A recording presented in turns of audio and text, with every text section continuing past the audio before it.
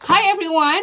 Hi everyone. Hi everyone, my name is Alfian. My name is Jimmy. My name is Vidya Putra from Midlands Kingdom. My name is Ahmad from Spira Life. And welcome to Block 71. Welcome to BLOCK71. Welcome to Block 71. Welcome to Block 71 Global Startup Runway. Global Startup Runway. Global Startup Runway. Global Startup Runway. Global Startup Runway 2023. Global Startup Runway 2023. Good morning, honorable partners, distinguished guests, startup founders, and friends of Block 71. My name is Hussein, Program Head for Block 71 Southeast Asia, and your host for today. And welcome, as the founders had said, to the fifth and latest edition of This Is Not a Demo Day. I hope you had a wonderful breakfast earlier and your coffee is ready because we are really about to witness something amazing today. Now, today's event is divided into two mini sessions covering a total of about 23 startups. We've categorized them into the following. The first being smart and sustainable cities and communities, and the second being Industry 4.0. Now, the two sessions will be separated by a short 10-minute interval for you to use the washroom or get some water. And once all the pitches are over, which should be at about 12 p.m. Vietnam time, Jakarta time, or 1 p.m. Singapore time, we will be crowning the top 3 startups from each country. Yes, that's right. This time we have startups coming in from Singapore, Indonesia, and Vietnam. And at the end of the day, we have a total of 9 winners. And what will the winners be taking away? Well, they will be walking away with a showcase opportunity at the upcoming InnoFest conference in Singapore worth over 5,000 Singapore dollars each. Now, that will also signify the end of the pitches, and networking can begin over on Zoom call. If you wish to, for anyone in the audience, for both startup founders as well as the rest of the people who have been invited. Of course, today's events, the details of today's events, which will include the pitch video, the startup information, and etc., can be found in our program booklet, which our beloved team will be sharing with you on the chat, or if you had received the email earlier this morning by Eventbrite, it will be there as well. Now, today's event is proudly brought to you by Block 71 and I-71. Instead of me rattling through a speech, I think I will let a video speak for itself.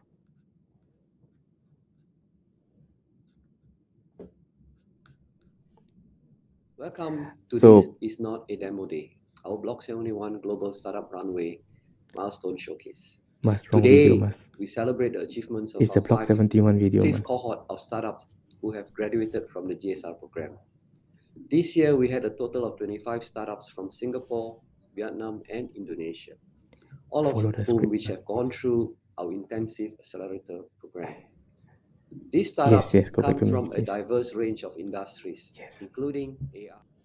Sorry for technical difficulties, everyone. I think the team will be loading the Block 71 video, followed by the I-71 video for it to be played shortly. Just bear with us. Thank you very much.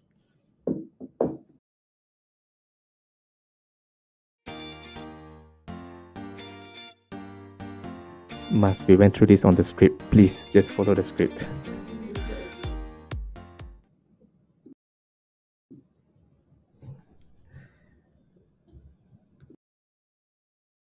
Sorry, everyone.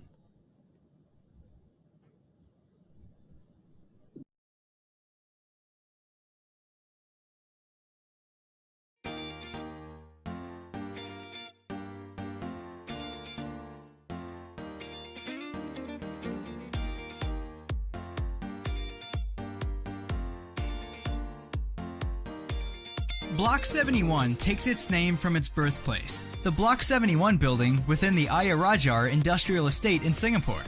It is there that NUS Enterprise, along with Singtel Innovate and the then Media Development Authority of Singapore, came together to avert its impending demolition through seizing the opportunity to establish a home and community for budding entrepreneurs. The success of the Block 71 initiative was further fueled by support from government agencies like Spring and JTC's speed to retrofit and rebuild nearby buildings to develop this entrepreneurial enclave into JTC Launchpad.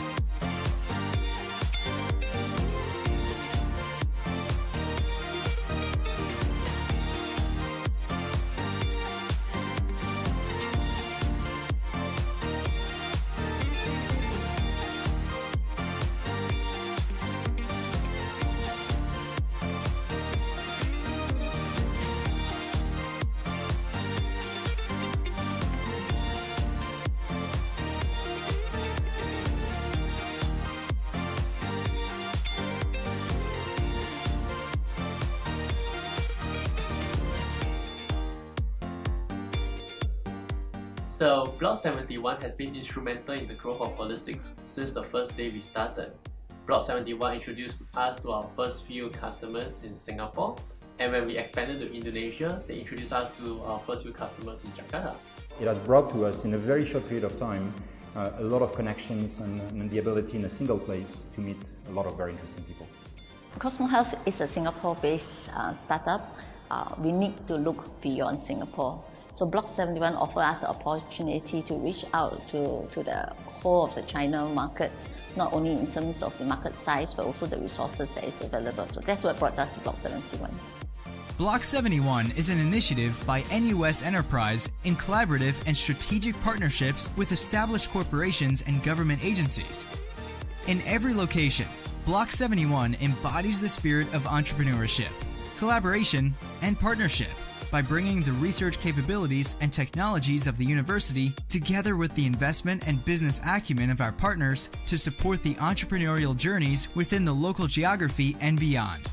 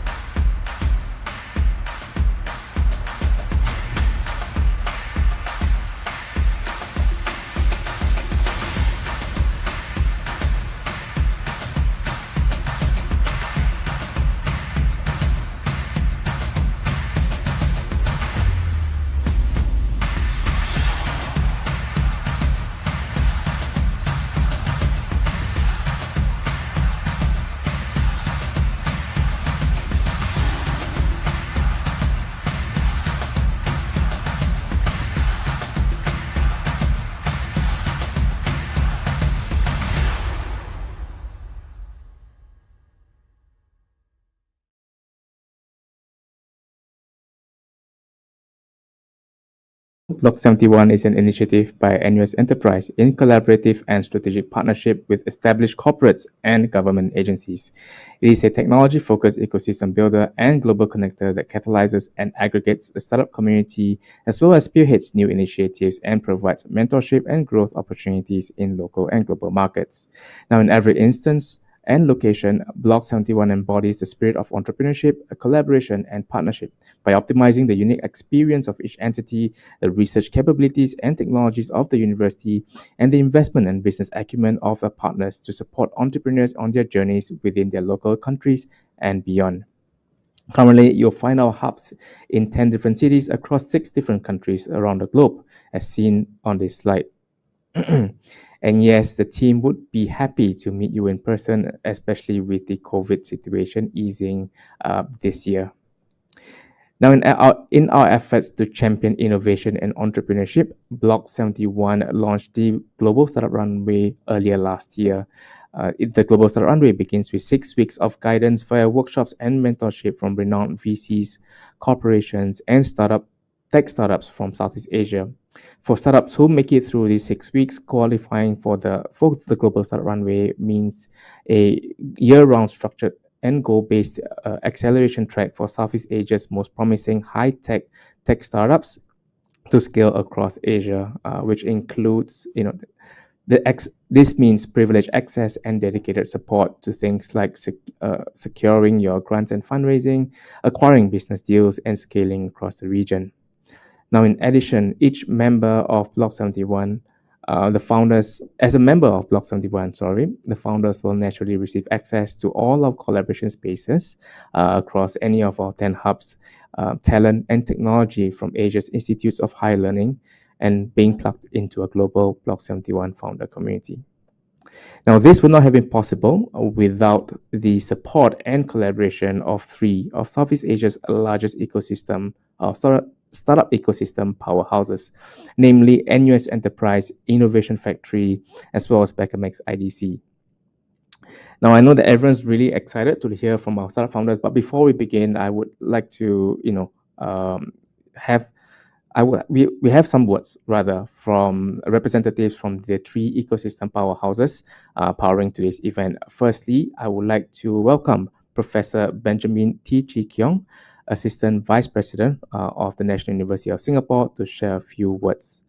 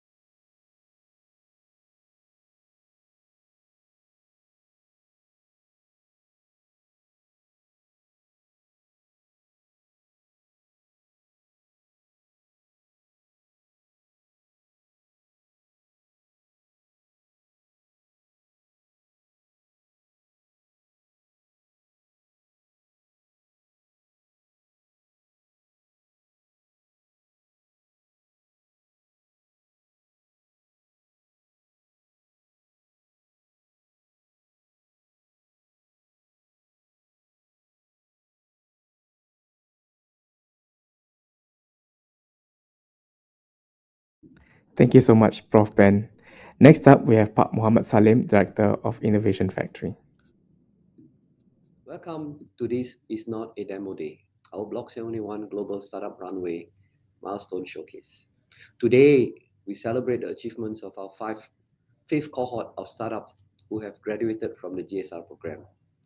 This year, we had a total of 25 startups from Singapore, Vietnam, and Indonesia, all of whom which have gone through our intensive accelerator program.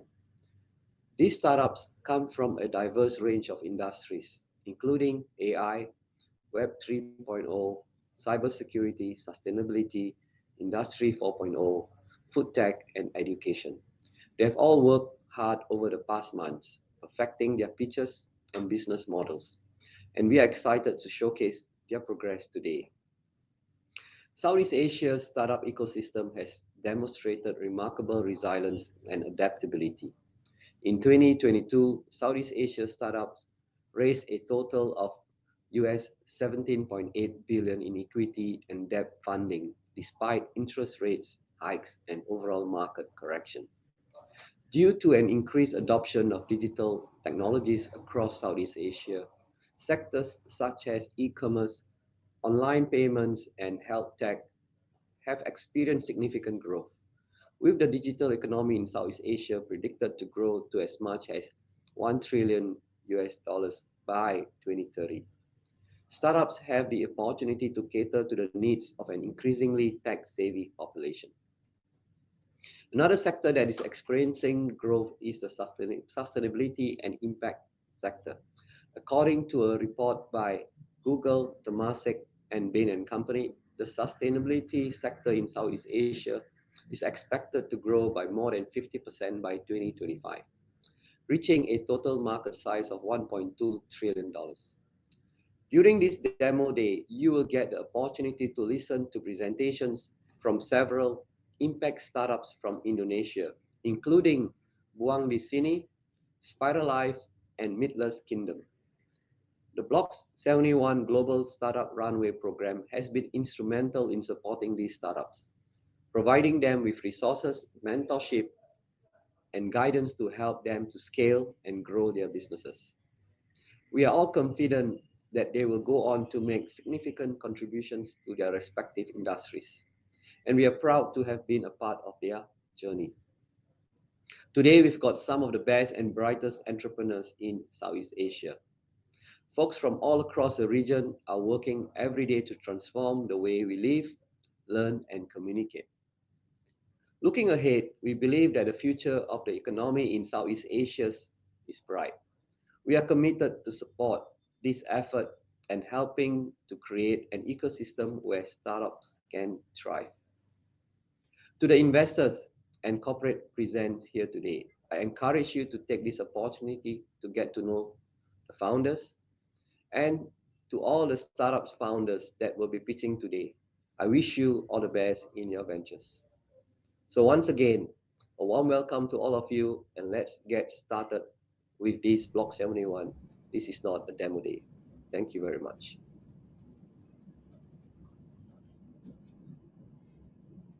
Thank you so much, Pak Salim, for your kind words. Last but certainly not least, we have Mr. Duc Dang, Head of BLOCK71 Saigon and Director of Binzeng Science and Technology Industrial Park, Becamex IDC. Hello everyone, my name is Duc from Becamex, the leading industrial park and township developer in Vietnam. I'm excited to speak to you today, our partners and friends. First, I would like to send congratulations to the startup that have been joining us in this 6 weeks Southeast Asia Booster programs. And I hope this has been very valuable and give you the very strong foundations in the journey ahead. Secondly, I would like to send my appreciations to the partners, the stakeholders in the ecosystem that have been joining hands with us in these programs. And there's a saying that it takes a whole village to raise a child.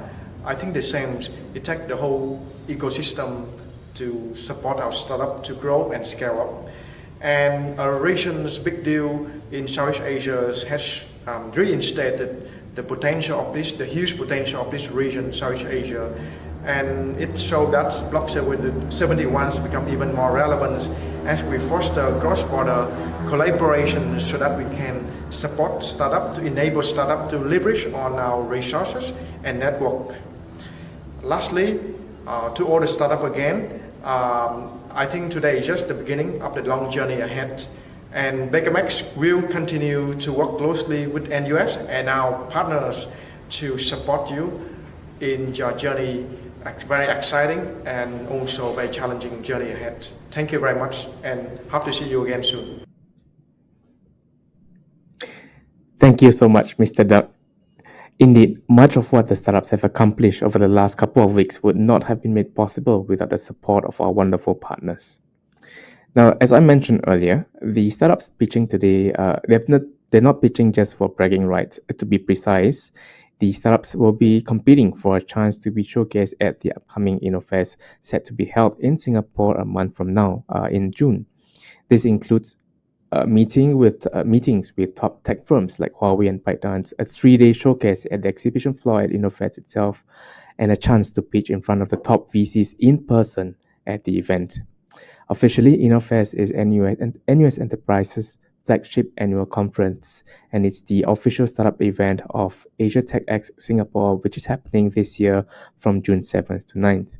InnoFest aims to nurture startups and promote entrepreneurship in the region. Organized by NUS Enterprise and Informa Tech, the event brings together startups, venture capitalists, government agency representatives, and academics from various institutes of higher learning. In order to crown the top startups today, the pitches will be assessed by the following criteria. The first and foremost being pitch quality, basically how well the founders or how clearly the founders have presented or will be presenting afterwards.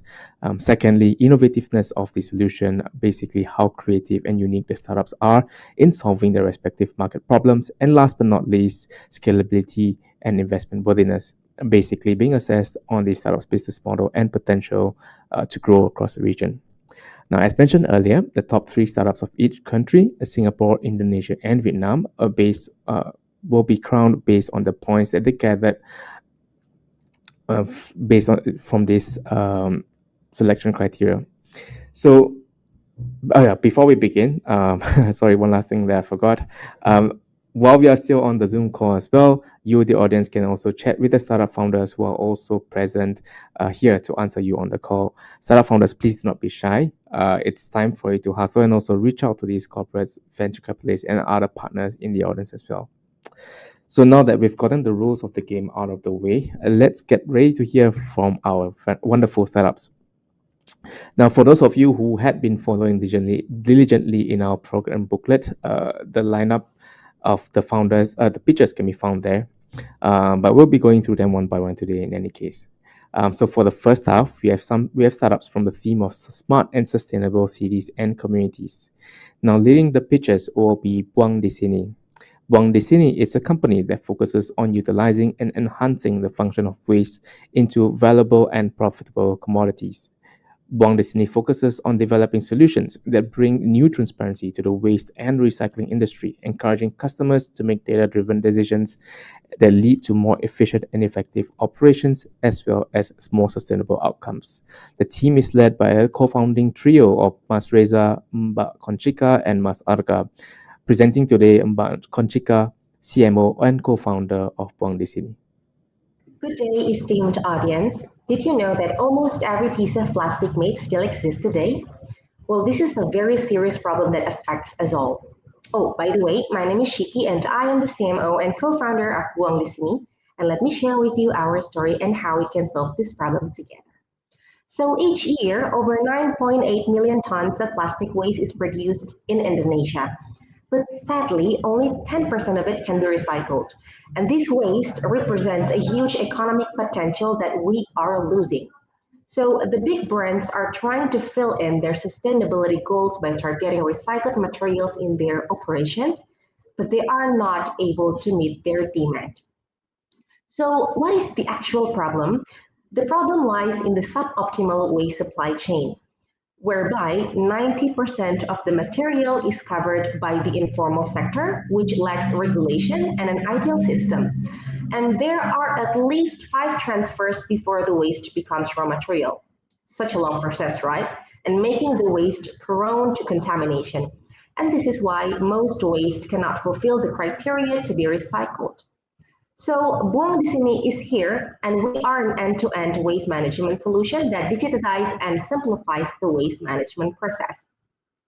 So with this solution, the business model involves collecting waste directly through our application and transporting it straight to the processing plant. And this approach reduces the risk of contamination in the waste and increases the supply of waste to manufacturers, resulting in more efficient and sustainable waste management. So the digitization of the waste management process enables the tracking and management of the waste from collection to processing, and making it easier for us to optimize the process and reduces cost. And by collecting waste directly through the application, we can ensure that the waste is collected from the designated location and is properly segregated. And the transporting waste directly to the processing plant eliminates the need for intermediate storage and handling, and it reduces the risk of contamination and, of course, increase the efficiency of the process. So this approach also allows us to supply waste directly to the manufacturers and enabling them to use recycled materials in their products, and of course, to reduce their environmental impact. So overall, the end-to-end waste management solutions provided by Buang di Sini streamlines the waste management process, reduces contamination rates, and increases the supply of waste to manufacturers, making it an efficient and sustainable solution for waste management. So our streamlined process and digitalization provide a comparison of how effective our system is. It also helps us to achieve a 30% margin while giving a reasonable price to people in the informal sector. So this means that our profitability is spreadable to all. So our end-to-end team makes us stand out from our competitors. Not only do we connect all parties, but we also leverage digitalization, streamline the overall toxic process, and provide a better income to the informal sectors.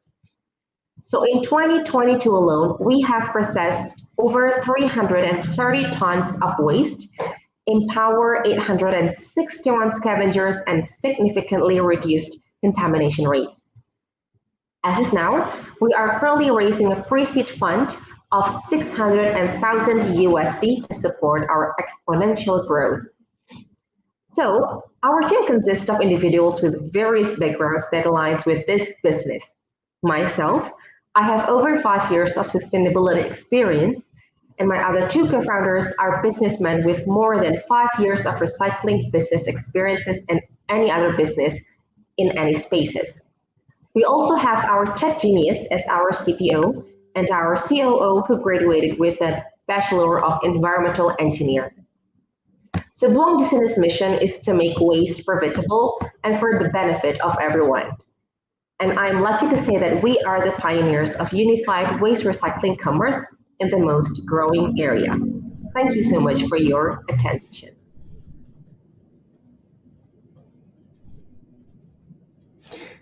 Thank you, Mbak Shika. Now, continuing on the theme of sustainability, we have Meatless Kingdom, a pioneer of plant-based meat and ready-to-eat products in Indonesia. Meatless Kingdom uses food technology to get the best texture of meat and combine it with local spices in order to bring out the best experience for their customers.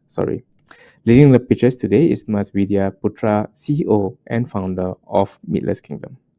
Hi, I'm Widya Putra, CEO and co-founder of Meatless Kingdom.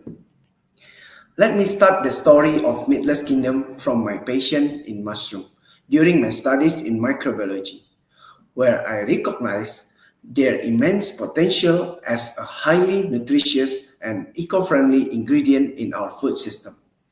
Inspiringly, we believe that mushrooms could be a significant part of a plant-based food industry. When I grew older, we realized that the Indonesian market was mainly flooded with imported products that didn't suit with local taste. This prompted us at Meatless Kingdom to create products with authentic local taste, because the market we are starting with is Indonesian market. Indonesia is the 4th largest population in the world, and it is largely untapped market for plant-based meat because the players are still very few, and the most interesting thing is Indonesia becomes the biggest adoption for vegetarian or vegan lifestyle in Asia based on survey in 2020. So the potential is still very huge. Our plant-based meat products are already in the market and cover some of Indonesian favorites such as dendeng, rendang, and gepuk. And we also have plant-based bakwa that targets to Asian market like Singapore and China. Besides the taste, we really concerned about sustainability.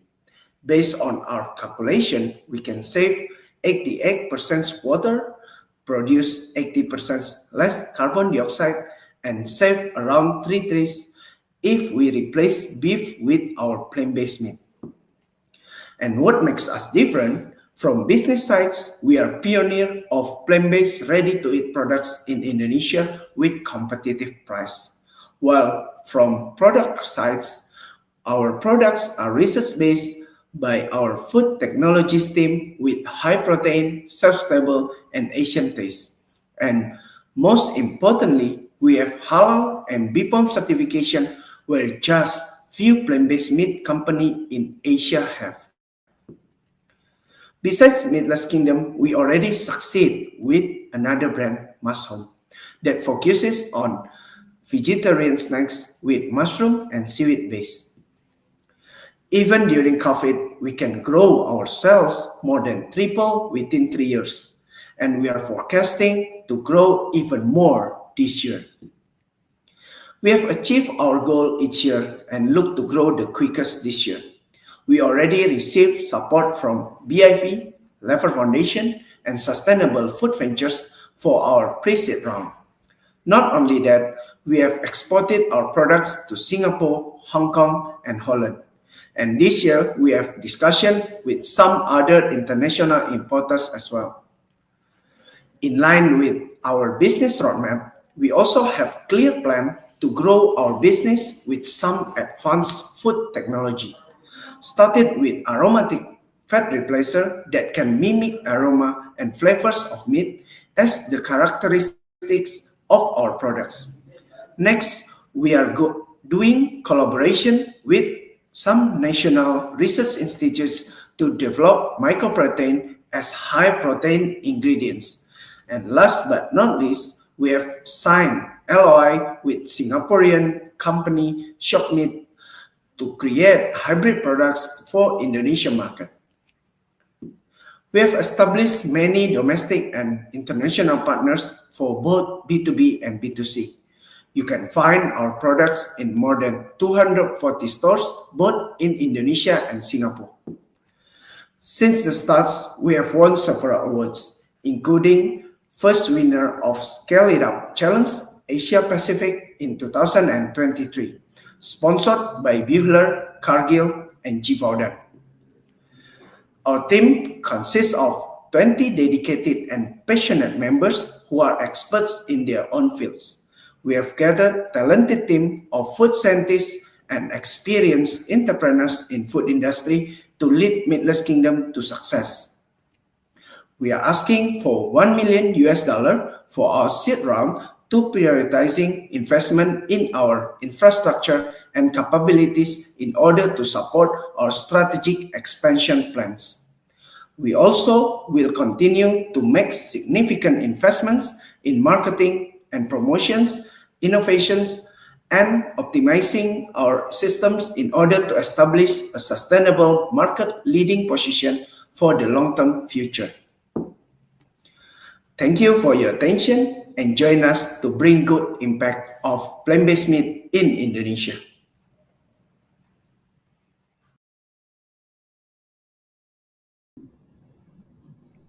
Thank you so much, Mas Vidya. Next up, we have SpireLife, also from Indonesia. Now, SpireLife is a young and fast-growing microalgal biotechnology startup. Now, they share a common belief that microalgae utilization can make great impact in overcoming Indonesia's and the world's nutrition-related problems. They perform research and development and cultivate various microalgae species and extract valuable substances for different applications such as food and beverages, dietary supplements, and nutraceuticals. They've also been finding ways to produce microalgae more efficiently so that wider ranges of societies can access the value of these microalgae products. Now, leading the pitch today will be Mas Ahmad Yaakob, CEO and co-founder of SpireLife.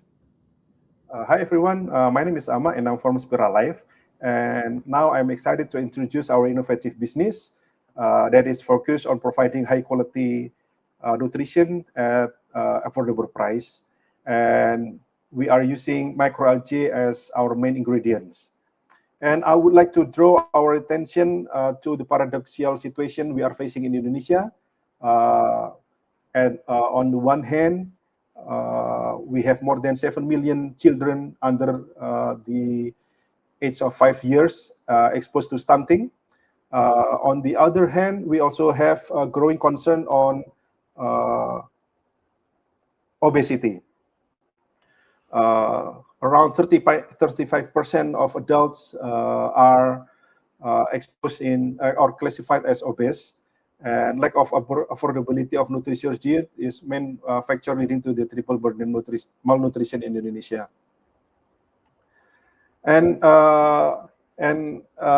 this paradox highlights the urgent need to innovate solutions, and that's where the microalgae comes in.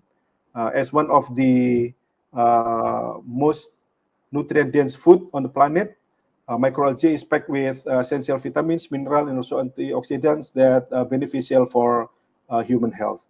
And in Spiralife, we are offering our solution to make the spirulina, which is one of the species of microalgae, affordable for everyone. We want to do that by doing more efficient production and more relevant quality. We perform research and development, cultivation of microalgae, and also marketing and sales. We produce intermediate and also end user products. And at this moment, we have 3 types of products available in the market. First is the spirulina capsules and spirulina powders and fortified spirulina flakes. And we believe that the timing is now. The market size is growing with compound annual growth rate at about 8.2%. And the key drivers is rising on health and wellness post-COVID pandemic. And we have 3 segments of markets, B2B, B2C, and also government. As for the B2B, we market our products to industries that require microalgae as raw material for their production.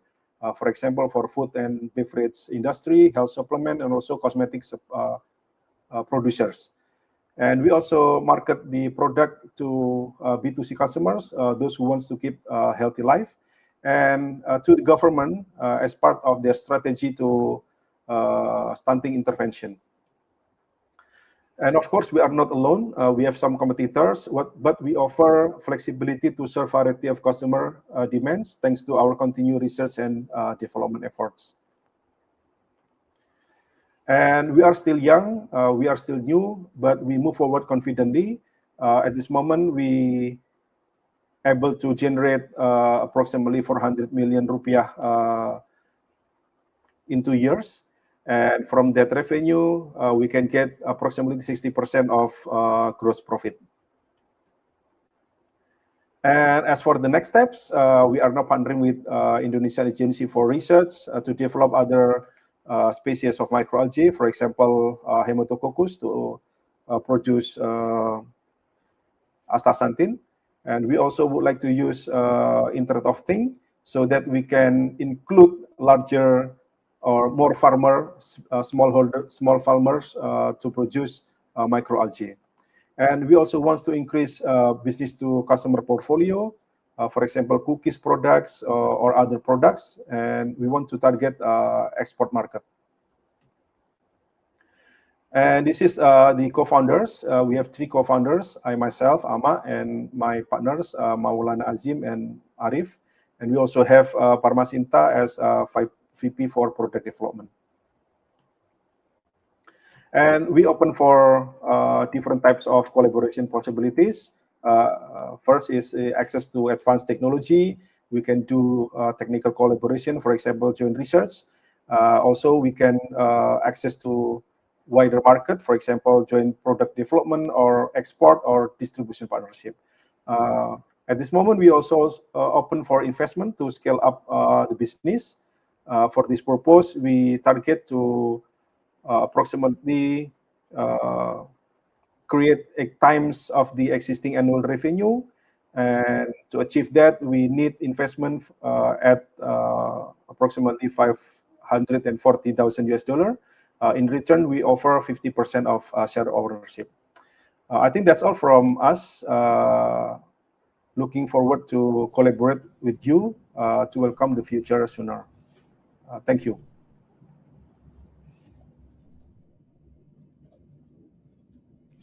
Thank you so much, Mas Ahmad Yaakob.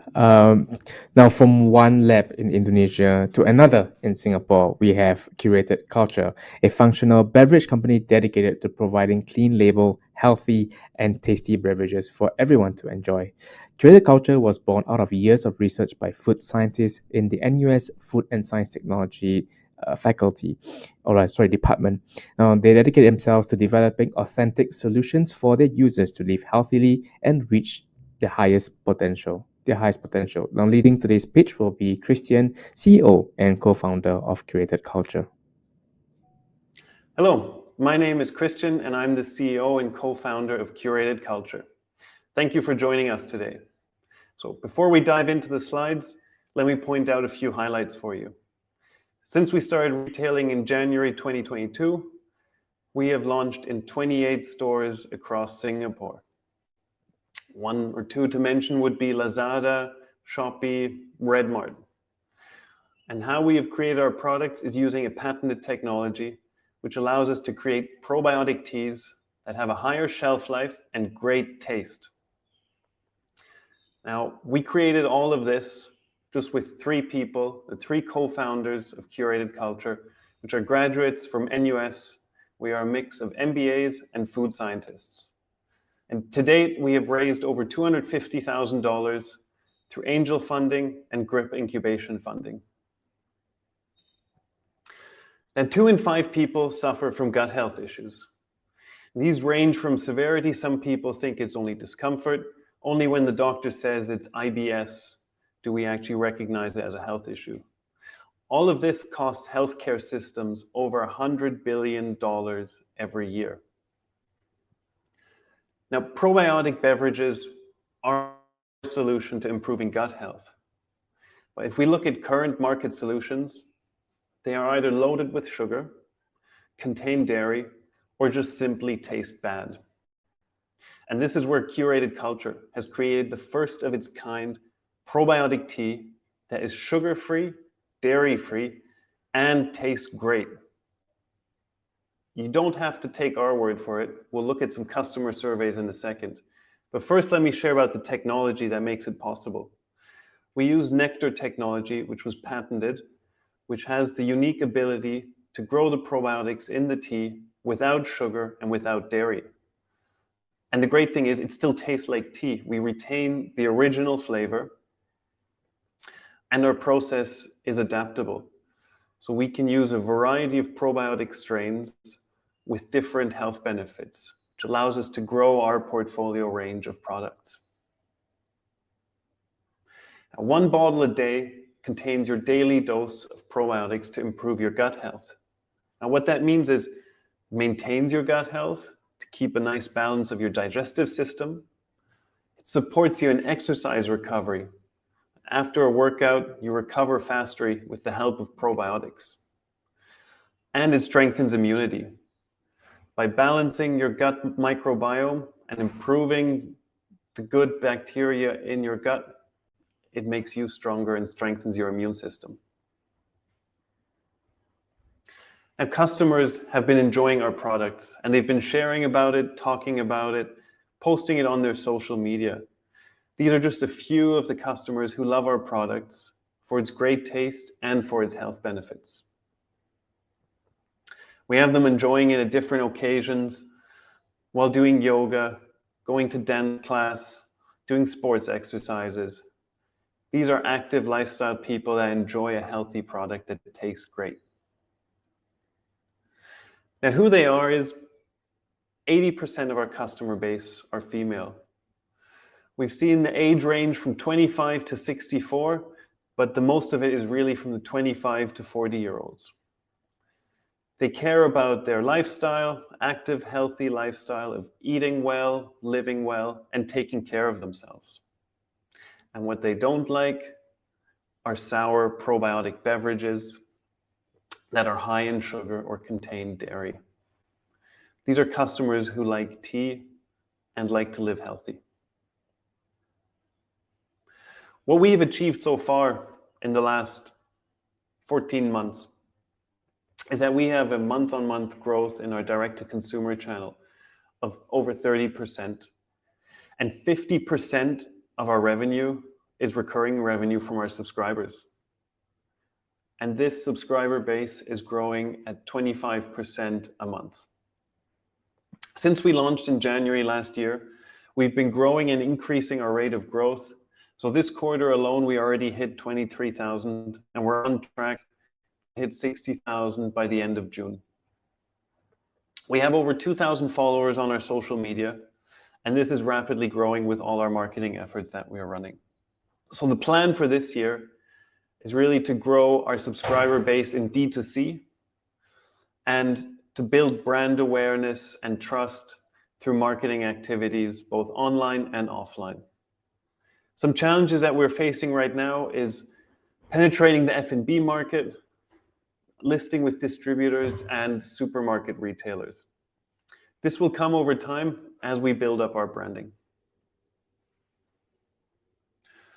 So I already touched upon who our audience is, the active lifestyle within the sports and wellness segment. And what we've seen is they are identifiable, our values align with theirs, and they have purchasing power. And the customer journey has been that they discover us either online through social media or offline through sampling events, and they purchase once, they like the product, and then they convert to subscription for convenience and regular consumption. How we've been doing this is through performance marketing, working together with influencers, also organic content marketing, and then physically we work together with gyms and studios where we host events and sponsor, as well as attending fitness conferences and events. Now, if we look at the metrics for our e-commerce, our customer acquisition cost is at $25, and our LTV, lifetime value, is $116. So we have over 4 LTV to CAC ratio, which is very good. Our average order value ranges from $30 to $50, and currently we have a subscriber base of 52. Thank you so much, Christian. Next up, back in Indonesia, we have educourse.id, a STEM-based education platform that prepares students for future skills based on 4.0 needs. Sorry, hold on. Sorry, I'm feeling a bit under the weather, but I hope this is okay. Yeah. So educourse designs and implements STEM-based curriculum in courses enhanced with augmented reality, artificial intelligence, and Internet of Things technology for pre-K, 12, and vocational school students. In addition, they offer STEM global experiences for students to get experience with through school visits and immersion, cultural excursions, and various others in their program. Leading the pitch today is Mbak Mutiara, CEO and founder of educourse.id. Hi everyone, I am Mutiara Hikmah, the CEO and founder of educourse.id. Well, if you have been an Indonesian student, you will know that being a normal student is simply not enough to have a good career. Being a normal student is difficult in terms of self-development. Formal education doesn't equip the student with practical knowledge and also hard skill to be ready in competitive jobs market. Yes, there's a huge gap between the industry needs and also the implement skill from the student itself. So here we are. I am Mutiara Hikmah, who has strong background in the education industry and business and marketing. And we have also Mr. Permata, IT expert and MVP Alibaba. And we have Mr. Subhan, the STEM expert, more than 15 years in the STEM industry. So actually, we just came back to Indonesia to contribute in the education in Indonesia, focus on the STEM industry. Yes, science, technology, engineering, and math. So what is our solution? Here we are. educourse.id is the STEM-based education platform in Indonesia, and we are the market leader. So we focus on the application of knowledge, student-centered, learn by doing, and cover STEM in detail. Yes, we offer our courses for the K-12 student from elementary, middle, and also high school. So what is our product? We have coding kit STEM, English STEM, robotics STEM, and we also have 4 languages built in STEM syllabus. And we give the students for co-curricular and also the mandatory subject for the schools. So we are the all-in-one STEM-based education platform in Indonesia and Southeast Asia. And now on, we also have STEM Global Experience as exchange program for the STEM learning together with all of the countries. Yes, so we are the one-stop solution for STEM-based education platform. Well, now talking about the market size, as you know that Indonesia is really huge enough. We have more than 50 million students. So now on, Indonesia market is really sexy, promising, and I believe that believe that with our competency, with our competency. So educourse.id is the leading and the first organization in Indonesia who has certified by STEM.org United States. And we also have asynchronous and synchronous. We have physical computing, and we have our advanced technologies such as AI, artificial intelligence, and also AR, augmented reality. So now on, with our business model, B2B and B2C, so actually B2C, the students can start paid our courses from $20 and they can purchase with our STEM courses directly to the platform. And B2B2C, we collaborate with the school as a mandatory and also co-curricular subject. So this is our growth strategy. We have our Gesit movement that we call Gesit, Gerakan Sejuta Siswa Digital. So actually we collaborate with the local government, MOE, and of course we have our more stakeholders. And actually this is really good strategy and we have a good traction. Yes, talking about traction, in 2.5 years, we already have more than 27,000 students in Indonesia. We give the impact for more than 400,000 students, and we collaborate with more than 130 schools to be our partner in mandatory subject and also co-curricular. So we already get investment from the Telkom Indonesia, our state-owned enterprise in Indonesia. So now on, we are bigger, 3 times bigger for the revenue and 8 times bigger from the B2B2C growth. Yeah, here's our milestone. So now on, we are ready to be pre-series A startup with confidence that we can expand our kids makerspace from 7 to 12 big city in Indonesia. And now on, we are looking for $1 million for pre-series A for 15%. So yes, we are very confident because we already have the recognition from Google Indonesia as the most high potential startup in 2022. So that's all about us. Join us, be a part of Changemaker for better Indonesia education in the future. Thank you.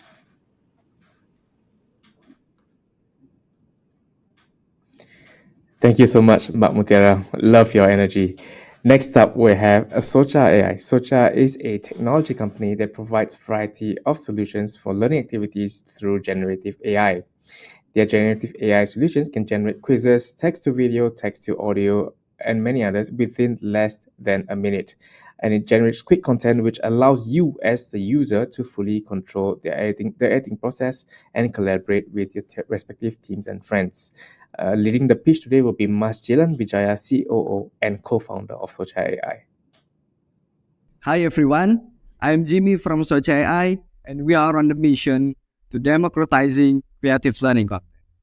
Introducing Socha Magical Box, a revolutionary AI platform to empower and enable everyone to become a digital educator or creator. This magical box can generate anything you want to create a creative learning content. Voices, quizzes, even characters.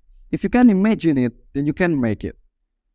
In just 2 months, we have developed the most advanced voice transcription tools with more than 50 voices available across 20 languages. No more language barriers to create the content.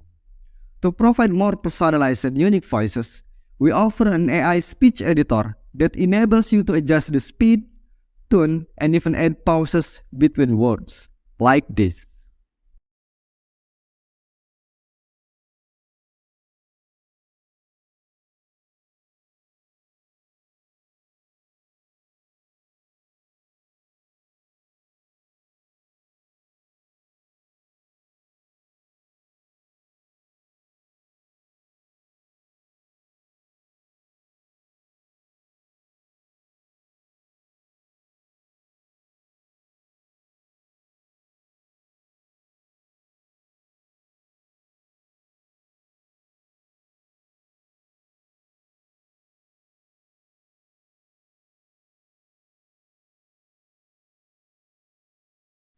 The AI presenter can complete the creative process. Imagine being able to use an elephant character to teach math, or any other character that can attract your audience to make them happy.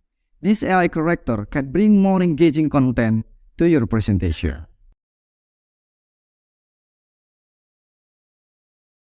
Did you know that 97% of online businesses use influencers for their promotional strategy? What if we could bring these influencers to the virtual world and make popular artists promote small business products at a cheaper price and in a faster time? Isn't this promising?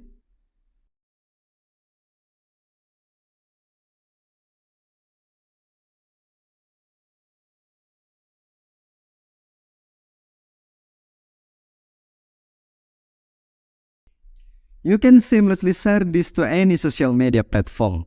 Every day, there are 100 million learning videos shared on YouTube, while TikTok has 280 billion views for learning content. Last but not least, we are the first to reinvent the quiz maker by creating contests for technical assessment, with support for 20 programming languages and over 100 subjects for K-12 or higher educations. Creativity is our key to surviving digital disruption, and it should be democratized, accessible, and affordable for everyone. We believe in-app purchase is the future. No contracts, no credit cards. We realized this after 2 weeks of launching with a subscription model, as nobody was paying. We quickly switched models, and in less than a month, we had 38 paid users. These scalable models can reach more customers. People love the product. Our users come from different backgrounds, not just creators. We have politicians, lecturers, recruiters, and many more. We're also generating more revenue before launching this platform. Most of the revenue comes from the AI projects. My co-founder and I are professionals who have been working in the software business for many years. We are raising $1 million to change the entire industry, especially in the realms of creative and learning content. So, let's join us to be part of the AI revolutions. Thank you.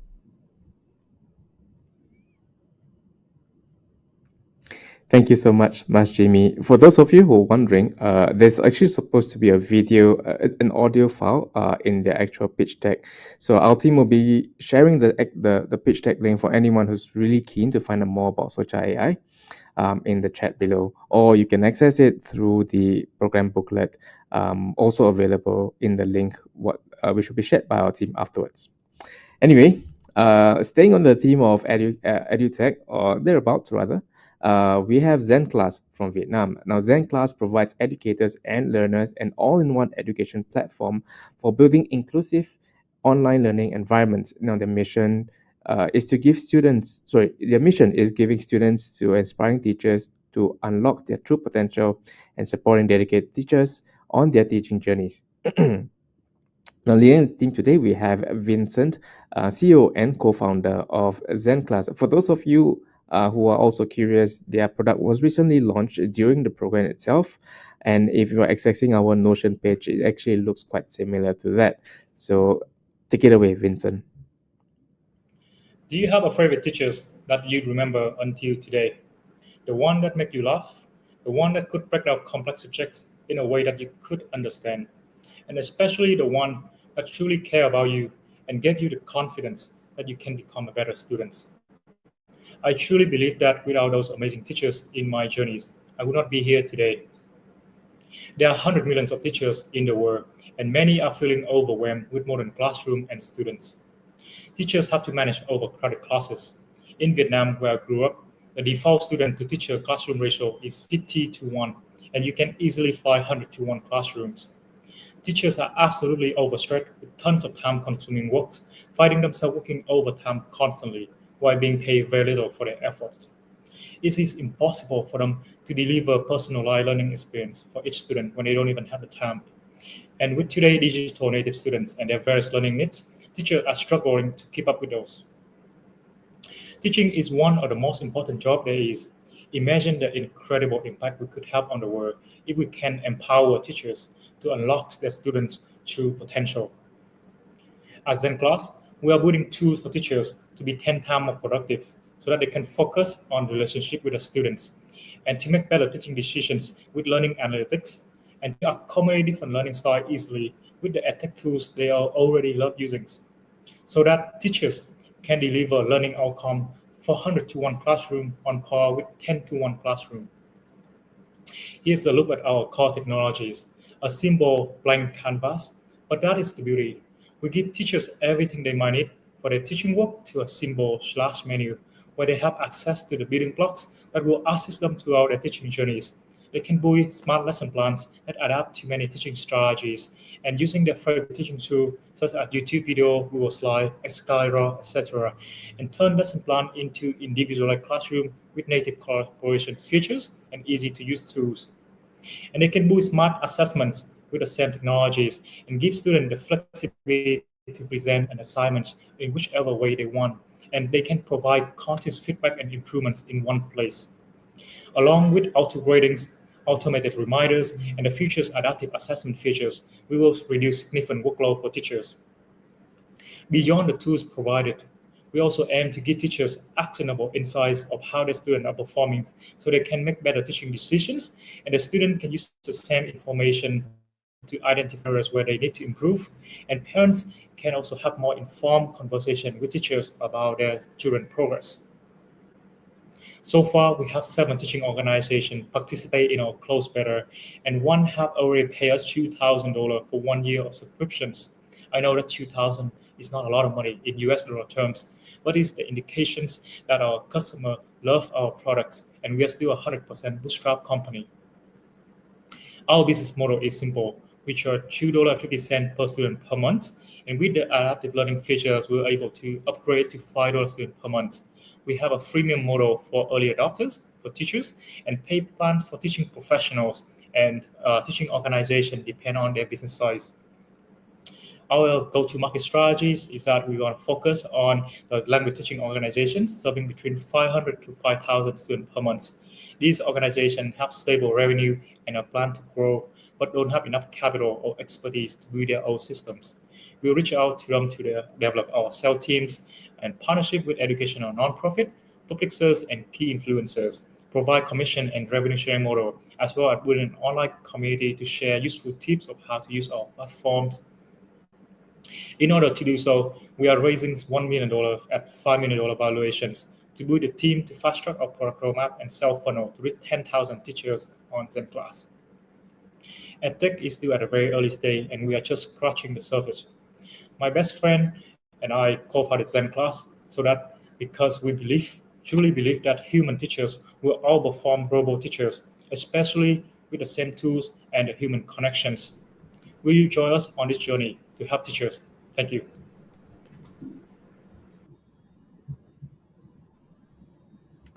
Thank you so much, Vincent. Next, bear with me, guys. We are halfway there. Next up, we have Unvest. Unvest is a one-stop platform for Vietnamese to learn and reach financial well-being.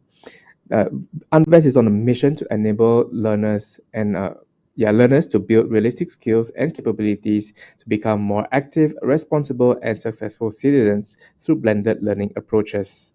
Sharing with you more about how they do what they do will be Thin Duan, a co-founder of Unvest. Hi, my name is Thin Duan. I'm co-founder of Unvest. Our mission is to make financial education accessible to every individuals. Our vision is to enable learners to develop practical skills and capacity to become active, responsible, and successful citizens. The financial education sector in Vietnam is fragmented, misleading provisions. The reason are there is no official organizations or university that teach or provide these subjects. Learners mostly find from blogs, TikTok, and YouTube channels.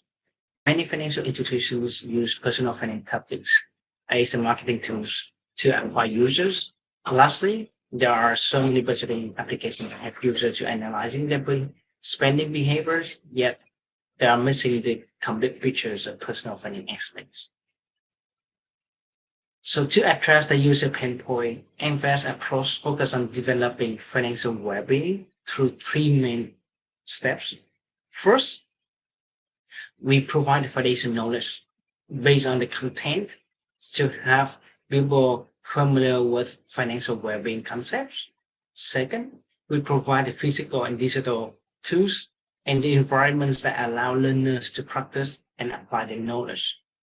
Third, we offer pre-screened financial products suitable for their past and short, long-term financial goals.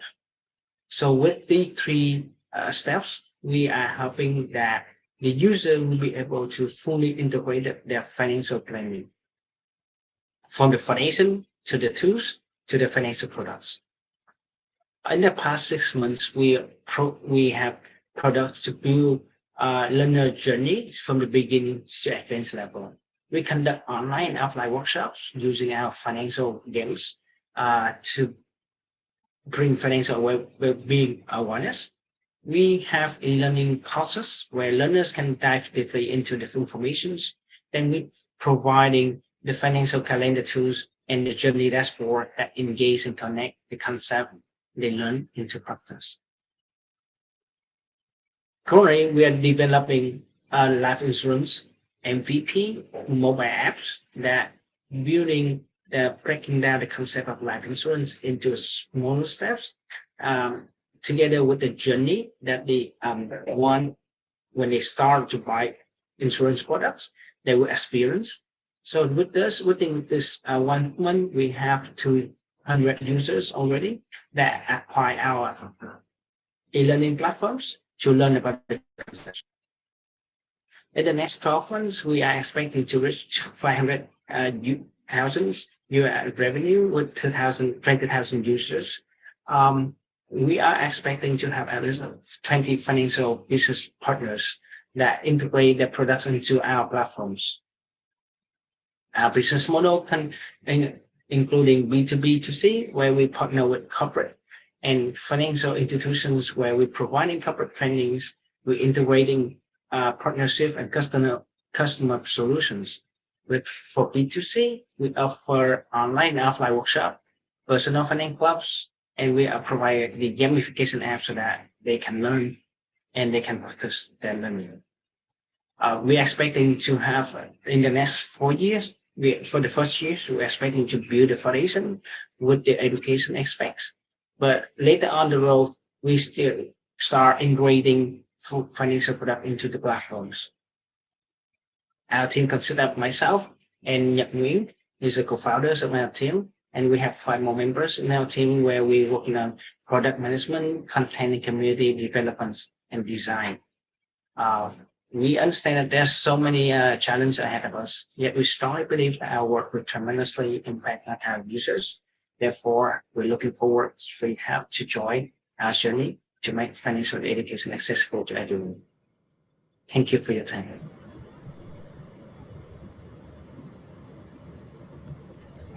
Thank you so much, Antin. I love how he's empowering and promoting financial inclusion in Vietnam, and I wish you all the best. Now, next up, still on the theme of education, we have Datality from Singapore this time. So Datality's solution, Moody.ai, is Asia's first AI-powered SaaS oral communication training platform for students and professionals to make progressive practice and receive human-like feedback at their own pace and space. Moody has gained traction in both Singapore and Hong Kong and is now ready to scale in Southeast Asia. Now, taking on their Southeast Asia plans is Managing Director Edwin Song. Hello, I'm Edwin, the co-founder of Datality Lab. How nice would it be if everyone communicates effectively with one another? In the 21st century's workplace, delivering impactful presentations is one of the most important executive skills, but it is also one of the most fearsome experiences for 1.3 billion of Asians, especially if it is conducted in the non-native language such as English. The reality is that in Southeast Asia, there is a clear gap in expressing thoughts and feelings orally in a non-native language. A university student survey in Hong Kong and Singapore revealed that half did not receive any formal presentation training. Among those who did, they still felt nervous before and after the presentations. The fact that proficient in a language does not guarantee good communication skill. Introducing Moody.ai. Moody.ai offers a progressive suite of self-directed learning solutions from speaking a language to mastering communication. Moody.ai is an AI-powered SaaS communication and language training platform for learners to practice anytime, anywhere. During the practice, learners will be immersed in a virtual experience in multiple communication scenarios and languages of their choice. The system now supports English, Chinese, and Cantonese. Other languages can be added if in demand. With Composite AI, Moody.ai captures 70 visual, voice, and text data via browser or mobile apps and analyzes recorded practices holistically as a human. The 170 algorithms behind the decision modeling will generate scores to mimic human impressions quantitatively. And applying behavioral psychologies, Moody.ai provides personalized feedbacks to improve the face, the sentiments, the voice, and the body expressions qualitatively. Personal progress will be displayed on a visual performance dashboard, which is accessible to the students and the trainers. Since launch 2 years ago, the user experience and engagement has been very positive. And upon the practice, significant improvements in the emotions, the content, the voice, and body expressions are registered as they become more self-aware of their strengths and weaknesses, and then to self-reflect their improvements and ultimately to self-realize the transformation. The soft skill training, including communication in Southeast Asia, is huge, with a TAM of $59 billion. We plan to capture $2.3 billion in 5 years' time. We compete in the soft skill development space where traditional trainers can be our partners rather than competitors. Tech-based competitors are few and far in between from the US and UK. And Moody.ai is uniquely firstly because Moody.ai is patented in Asia for Asian. And secondly, is holistic and yet progressive evaluation approach. And thirdly, is multiple scenarios and language capabilities. Having won multiple government grants and industry rewards in the past 1 to 2 years is a strong testimony of Moody.ai potential. And with initial tractions from higher education in Singapore and Hong Kong, we are pre-profit and ready to scale. The business adopts a pay-per-use or pay-per-user subscription model, targeting at the B2E and the B2B sectors. With a suite of learning solutions, the target customers will range from K-12 and higher education, as well as enterprises with sales, service, or executive training needs. During the POV stage, we managed to secure 3 paid clients, 1 university and 2 insurance companies within 6 months. And our goal is to achieve $10 million by 2026. We are pre-profit and ready to scale. I'm from Singapore, and Roland, the other co-founder, is based in Hong Kong. We have both of us more than 50 years of business management and data science experiences, supported by a team of technology expertise. Moody.ai is fully developed in-house with technical support from a team of professors from Hong Kong and Singapore universities, such as SMU and City Uni. We're asking for $1 million with a cap of $10 million US. Funds will be used to develop more standardized modules with emotional aspects for schools and enhance immersive user experience by developing adaptive learning and generative AI in the next generation of Moody.ai. We also plan to explore 3 Southeast Asian markets of Vietnam, Thailand, and Indonesia, as there will be local client teams for business developments. We expect the extra funds to help us last 80 months before the next round. I'm Edwin Song from Datality Lab. Invest in 21st century effective communication together with Moody.ai. Thank you so much.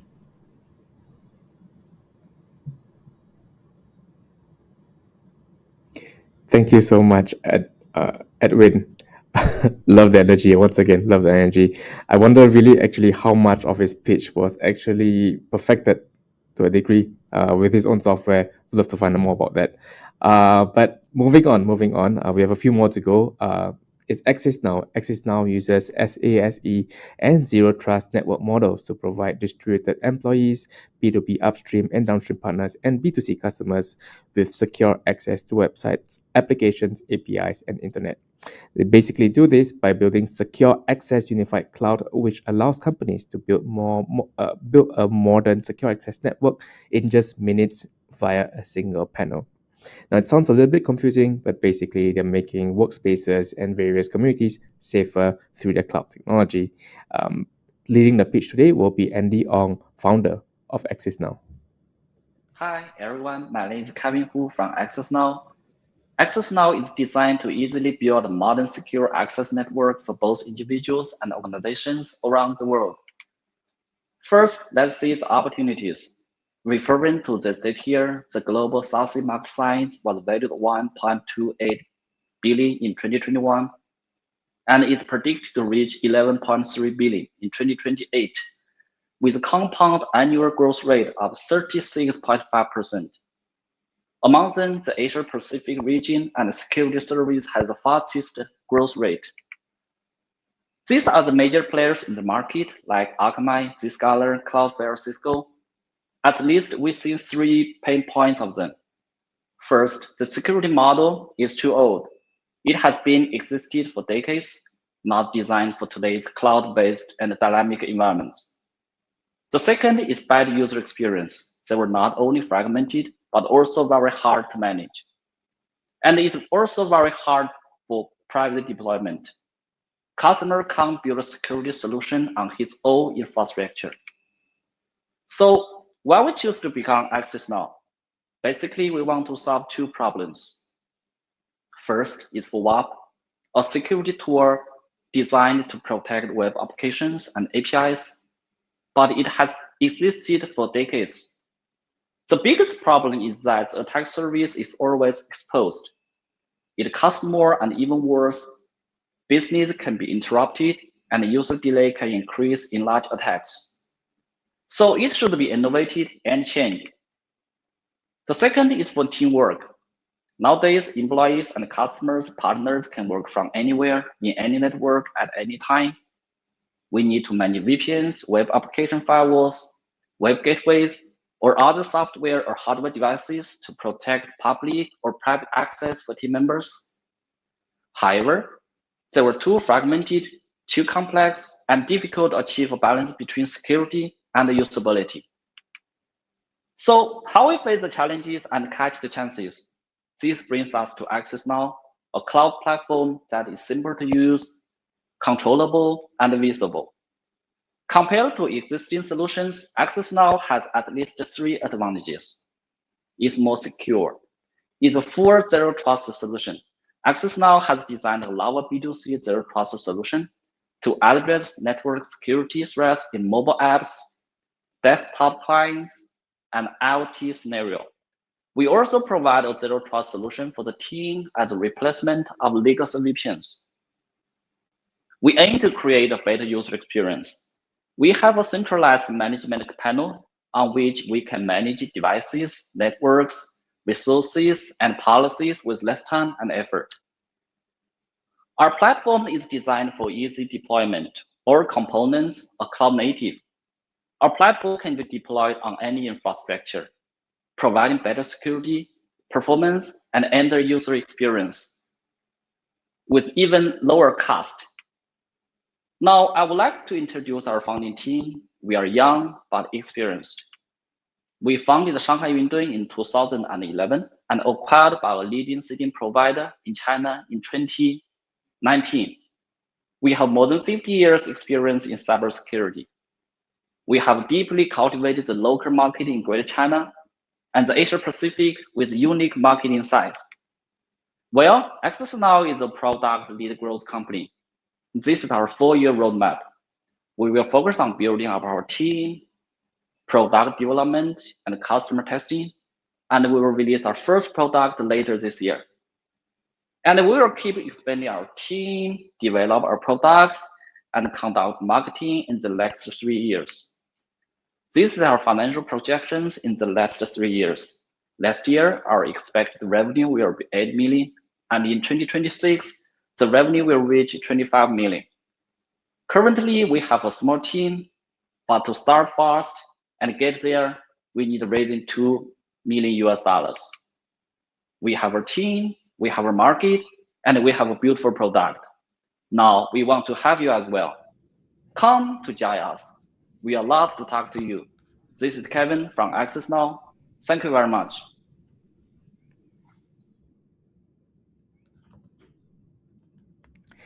Thank you, Kevin. Next up, also on the team of cybersecurity, we have Aries Applied Technology. At Aries Applied Technology, they provide new age and innovative post-quantum data encryption solutions enhanced with AI or artificial intelligence. Their novel methods of data protection form a robust and efficient security structure for their clients of varying needs, both individuals and organizations. The main value proposition lies in proprietary technology that is researched and developed in-house. As of at the end of last year, they've obtained their first US patent on encryption, with a further 2 patents already in the pipeline, and hopefully reaching a total of 4 by the end of this year. This will be, along with continued research and development. Pitching today will be Ken, the CEO and co-founder of Aries Applied Technology. Hi, I'm Ken from Aries Applied Technology. I'm here to share the next generation post-quantum data encryption with artificial intelligence. The issue of quantum computing and encryption today is that quantum computers will be 1,000,000 times faster than all supercomputers, and quantum computers will threaten to break data encryption in the next 1 to 2 years. Artificial intelligence used to attack and steal data as well. And from our current encryption standard from the 1990s, AES 256, it may be broken anytime by brute force attacks. Even in 2023 today, the latest NIST encryption was recently hacked by artificial intelligence.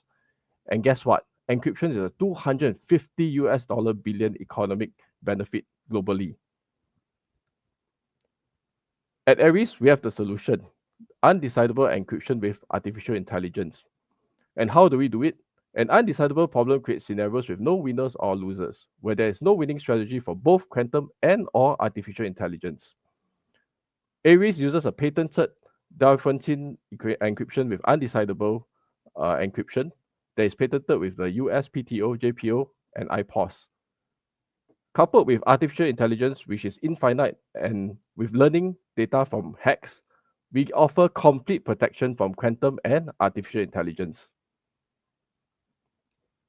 Our approach is to democratize quantum encryption with our latest software application called Magic Key Encryption, where it will be available through desktop software and terminals and mobile apps, easily used, installed, and utilized by all individuals and organizations. An AI-powered post-quantum encryption solution for everyone, scalable across a wide range of connected devices, a plug-and-play solution, quick and easy deployment and implementation with recommended encryption algorithms from NIST and our patented technology, accessible and suitable for large enterprises, small business users, and even individuals. For individuals, we offer a simple-to-use, low-cost, ease of installation solution where you can ensure your data, your passwords, your wallets. For companies, we offer enhanced quantum edge data security, low-cost customizable solution, a fast and non-invasive implementation, easy scalable encryption with both software and hardware implementation. Protect and secure key vulnerabilities with our software to protect your confidential business data, secure business information, encrypt emails, encrypt cloud storage, protect your mobile devices, and even secure file sharing. In terms of product competitiveness, Magic Key offers quantum resistance, artificial intelligence, variable key sizes, and we will use NIST recommended post-quantum algorithms as compared to the current AES 256, which have none of these features, or even in the market, solution A with some features, or even solution B with some of these features. And we offer a complete solution. Our market opportunity and drivers of growth. The encryption software market is poised to grow to $22.1 billion in 2026 with an annual compounded growth of 15.2%. And there are many drivers of growth, including quantum computing, causing disequilibrium and risk, cloud computing and blockchain, financial regulations, data protection, the rise of the metaverse, Web 3.0, and IoT devices. The team consists of 4 currently, 2 co-founders, myself and Ming Liang. Ming Liang will be doing more of research and product development, and I will be handling product development and business development. And we have Cheryl doing digital marketing, and Chloe, full stack software developer. In the past 6 months, we have achieved many milestones. We have been awarded a data encryption patent with IPOS, USPTO, and JPO. We have filed patent 2 and 3 with IPOS and USPTO. We have been awarded a POC Tech Startup Grant of $250,000 from Enterprise Singapore. And we have internally developed a Windows prototype for data encryption with variable key size encryption. We have also collaborated with NUS I71 and set up a Japan office with Shibuya Startup Support. Our business projections in the next 5 years will be to achieve 200,000 users with a revenue of $30 million. The average spending per user for individuals and corporates will be at $150 per user. And this is benchmarked with current encryption software providers in terms of pricing and number of active users.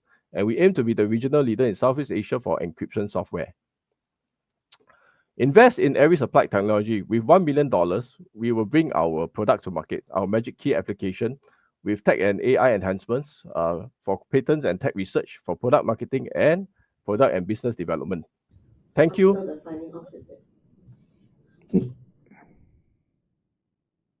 Thank you so much, Ken. I know that the topic is really tricky to explain encryption, but wonderful job sharing with us today. For those of you who would love to find out more, please do reach out to Ken, because I think they do have something amazing amidst the entire PDF file. Now, next up, we have Newman Cyber. Newman Cyber is developing an on-chain security platform to help Web3 applications avoid being attacked and causing asset loss with multiple security methodology and security ecosystem. Now, leading the team today will be Yuan Yang, from Newman Cyber. Hello, I'm Yuan Yang, the sales director of Newman Cyber Technology. I'm glad to introduce Newman and share the value of my project. Our mission is going to be the on-chain threat detection and the defense pioneer in Web3 security market. First, let me introduce the most practical cybersecurity strategy for attack event, which includes 3 most important components: prevention, detection, and response.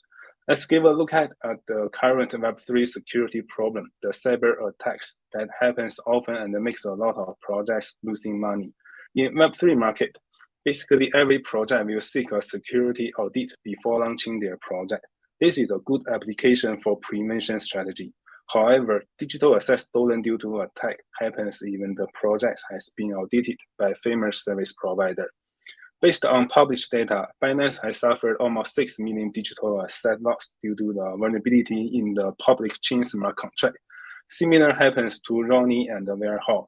All this project has been audited by famous service provider before the attack. This means security audits cannot expose all threats. There are a few reasons, such as technical gaps, manual error, and project iteration. Then let's take a look at the performance of response strategy in Web3 security market. Based on the data, less than 8% stolen digital asset was located after attack event, and even less asset was returned by hackers. The response on Web3 security attack event is very, very difficult to achieve because of the technology restriction and the insufficient time window to respond. In this scenario, the detection strategy will be the most important. Then let's see how Newman Cyber is going to solve the cyber attack problem from detection strategy. We are developing the ImmuneX product, which is an on-chain threat detection and defense infrastructure. It has 4 main highlights. The first one is mempool and block-based threat detection. This function will provide users the real-time and high-efficiency threat detection on potential cyber attacks. The second one is the front-running bot and the smart contract and the wallet firewall. This function will alert our user on the attack from the very initial stage and to secure the digital asset before the attack happens. The third one is developer community. We encourage developers to develop their own security bot. Newman will provide technical support and build up the marketplace to enable them selling their bot to our users. This will make our product more functional and make us a new approach to increase revenue. The fourth one is security data. we will offer the threat intelligence API based on our product to enable all Web3 projects easily access to our security service. Our target customer will be all Web3 scenario projects covering DeFi, NFT, exchange, etc. In Web3 security market, basically all service provider will offer the security audit service for prevention state strategy. Newman also invest our service team on this, but we will focus more on the on-chain security sector, where you can see this is not so crowded. Our advantage is that our product can cover all the three main functions: threat detection, threat defense, and the most important one is the ecosystem. Let's look at the value of this market. Based on the data, there is total 15 billion TVL in current Web3 market. This is a huge digital asset, even in such a bear market. Cybersecurity is becoming more and more critical. We believe the investment in security will keep increasing as the bull market is coming. Then let me introduce the founding team of Newman. All the three co-founders are from technical side, has more than 10 years experience in cybersecurity industry. We have built up the Newman Cyber Lab in Singapore, totally 25 employees. They will focus on vulnerability discovery and study, new technology study, product development, and provide security service to our customer. We have been serving a lot of industry customers as we build up, such as Becamex. We are one of the shortest security service provider for BNB chain. We have received a 4 million seed funding in 2021, and we are looking for 3 million pre-A funding. We will invest most of the funding into product development, marketing, and community operation. We target to launch the first version product by end of July and target to launch the second version by end of this year. For the company revenue forecast, we target to hit the event by early of 2024. More revenue will come from the product side since then, and we target to achieve 120 million revenue in 5 years. That's all about Newman. Thank you.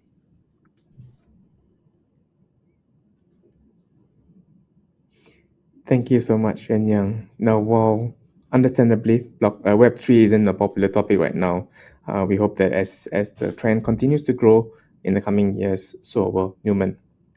Next up, we have PolyDigitech. PolyDigitech is an award-winning cybersecurity industry access management, or IAM, startup that makes digital transactions safer and smoother with its user-friendly and comprehensive multi-factor authentication.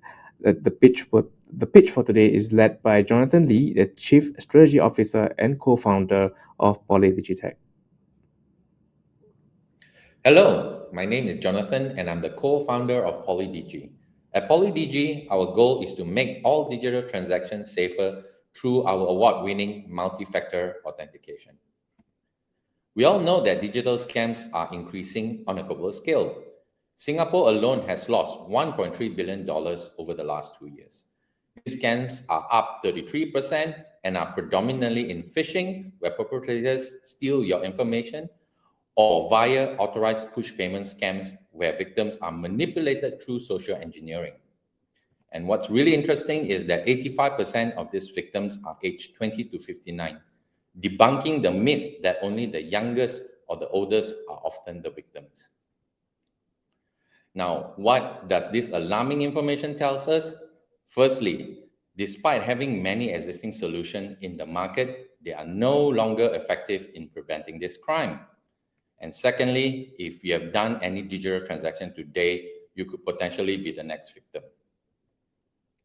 Most of our competitors in the market are offering a single factor of authentication that are insecure, such as password, soft token, and the OTP.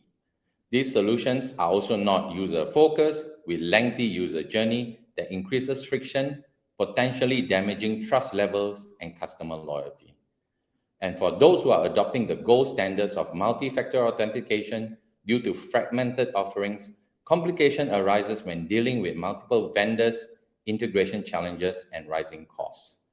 And what is truly concerning is most businesses today still choose to pass the responsibility of final authentication judgment to third parties, increasing both security and liability issues. Our proprietary game-changing solutions solve all of these challenges that plague the digital transactions today. Firstly, we offer a multi-level, multi-factor authentication in one, blending together mobile, biometric, and eKYC proven to deter scammers and removing the needs of managing complicated vendors, integration headaches, and reducing costs. Secondly, we work hard to shorten the user journey via automation and simple instructions without the need for password or PIN numbers. This drastically improves user friendliness and reduces potential attrition rate. Our solution also works on all major communication tools, but most conveniently, it works on the SMS MMS platform, making it ubiquitous and removing the need for any unnecessary third-party application or expensive hardware. And last but not least, we empower our enterprise clients to have the final judgment on authentication so that they do not have to rely on third parties to do it for them. Whilst our technology is far superior, it is how we are removing the major fears of our customers that will make us win in the market tomorrow. We are addressing a large and growing global market. Stringent regulations and growing pressure of security compliances are the major drivers of demand in a market worth $12.5 billion. Our solution can be applicable to many industries, but we are currently focused on capturing key markets in the financial sector where there are high volume of digital transactions and scams. We sell our solutions directly to financial institutions, but also partner with system integrators and telcos for shorter market access. In the last 12 months, we've actually built a strong pipeline of potential customers, and a few of them have signed non-disclosure agreement with us. To date, we are servicing a handful of clients, including Prudential, a large global insurance company covering the North Asian market. With this large pipeline of potential customers, we believe that we can hit our projections in 2023. But with your support and investment, we could capture the market far quicker, and we estimate to grow 30 times by the end of 2024. And we are confident that we can deliver results as our team consists of individuals from diverse skill sets in technology and business, and we are supported by security experts and banking advisors. We are looking to raise a modest $1 million to go fast. With the funding, we hope to scale the team, improve our solutions further, and do a big marketing push to capture more market. So let's work together to make all digital transactions safer and without compromising on security and user friendliness. Thank you.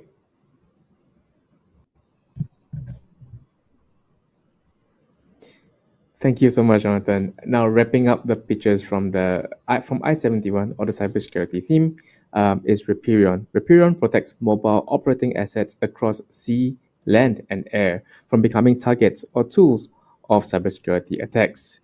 Pitching today will be Andrew, CEO and co-founder of Riperion.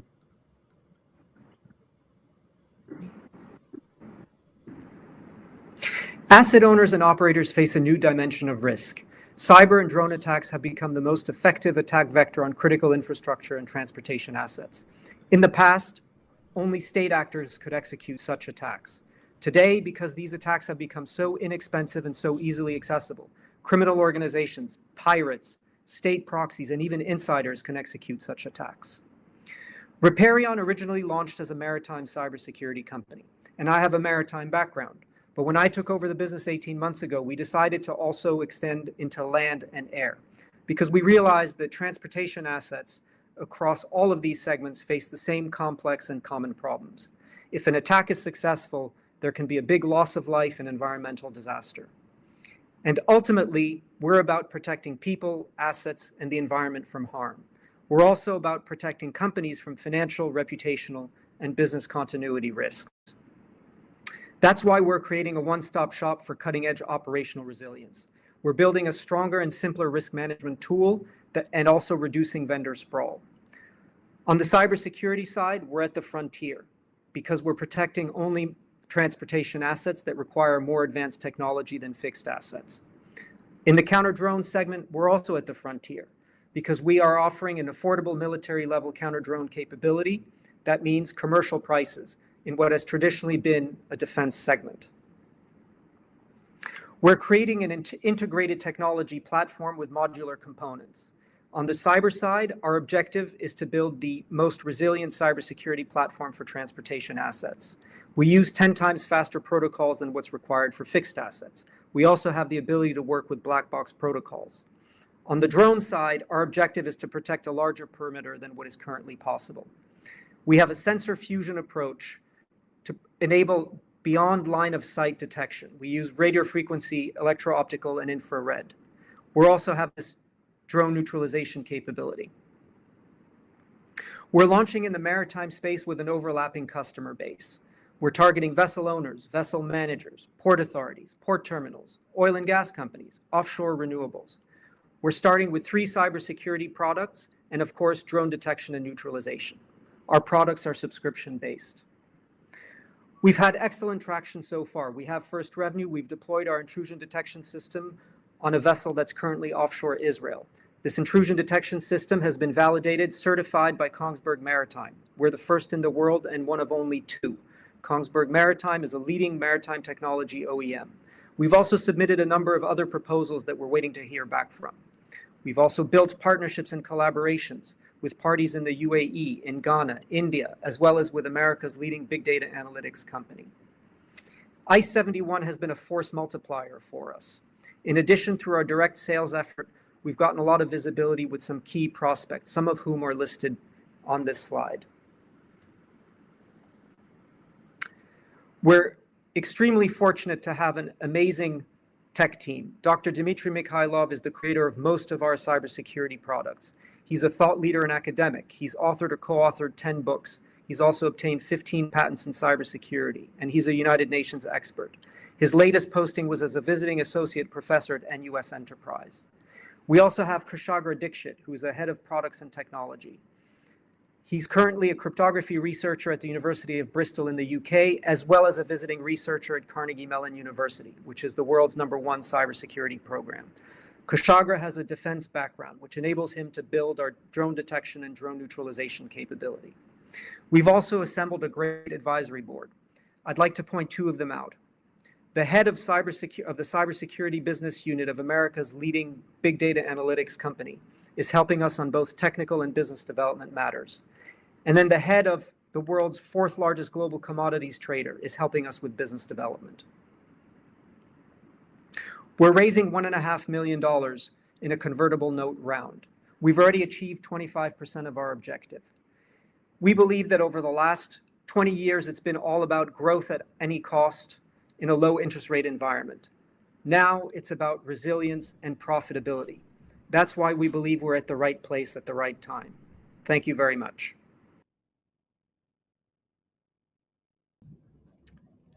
Thank you so much, Andrew. And that brings us to the end of the first half of today's session. I know we've been, for most of you, or many of you, you might have been sitting for quite a while. So we'll be taking a very, very short break to recover from the amazing pitches and to witness a whole lineup coming next. So while we take the short break, some of our founders recently spoke to us to share a little bit about their experience at the BLOCK71 Global Startup Runway.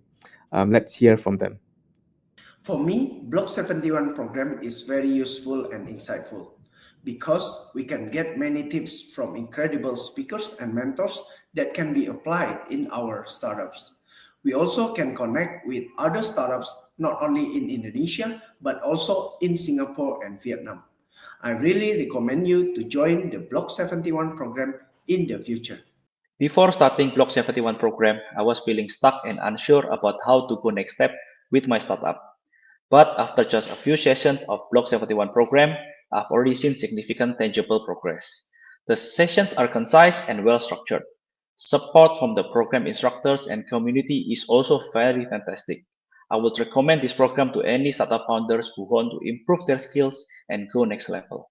Of course, we get many friends, we get more networking and also more mentoring from the expert.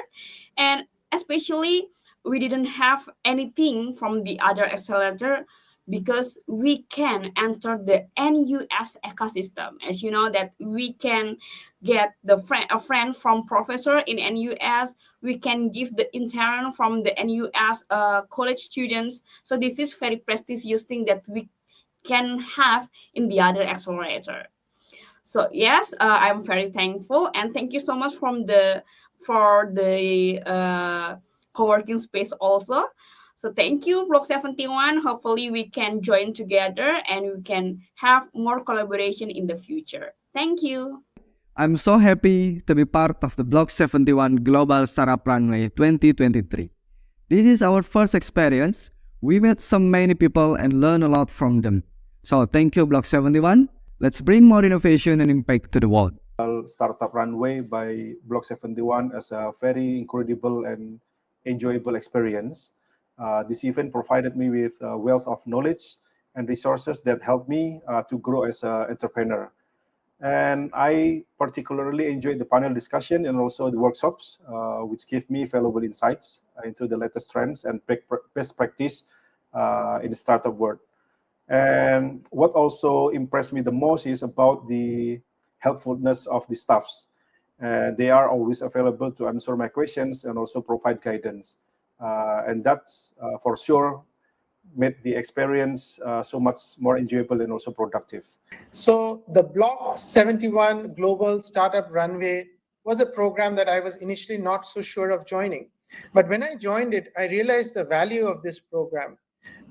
In short snippets, through short calls, there is a lot of information that the founders can actually acquire. There are questions that are always in the founder's mind that get cleared. They have an opportunity to ask it to the mentors. At the same time, other founders asking questions which were in our mind, but which we weren't aware of. That's wonderful to have cleared as well.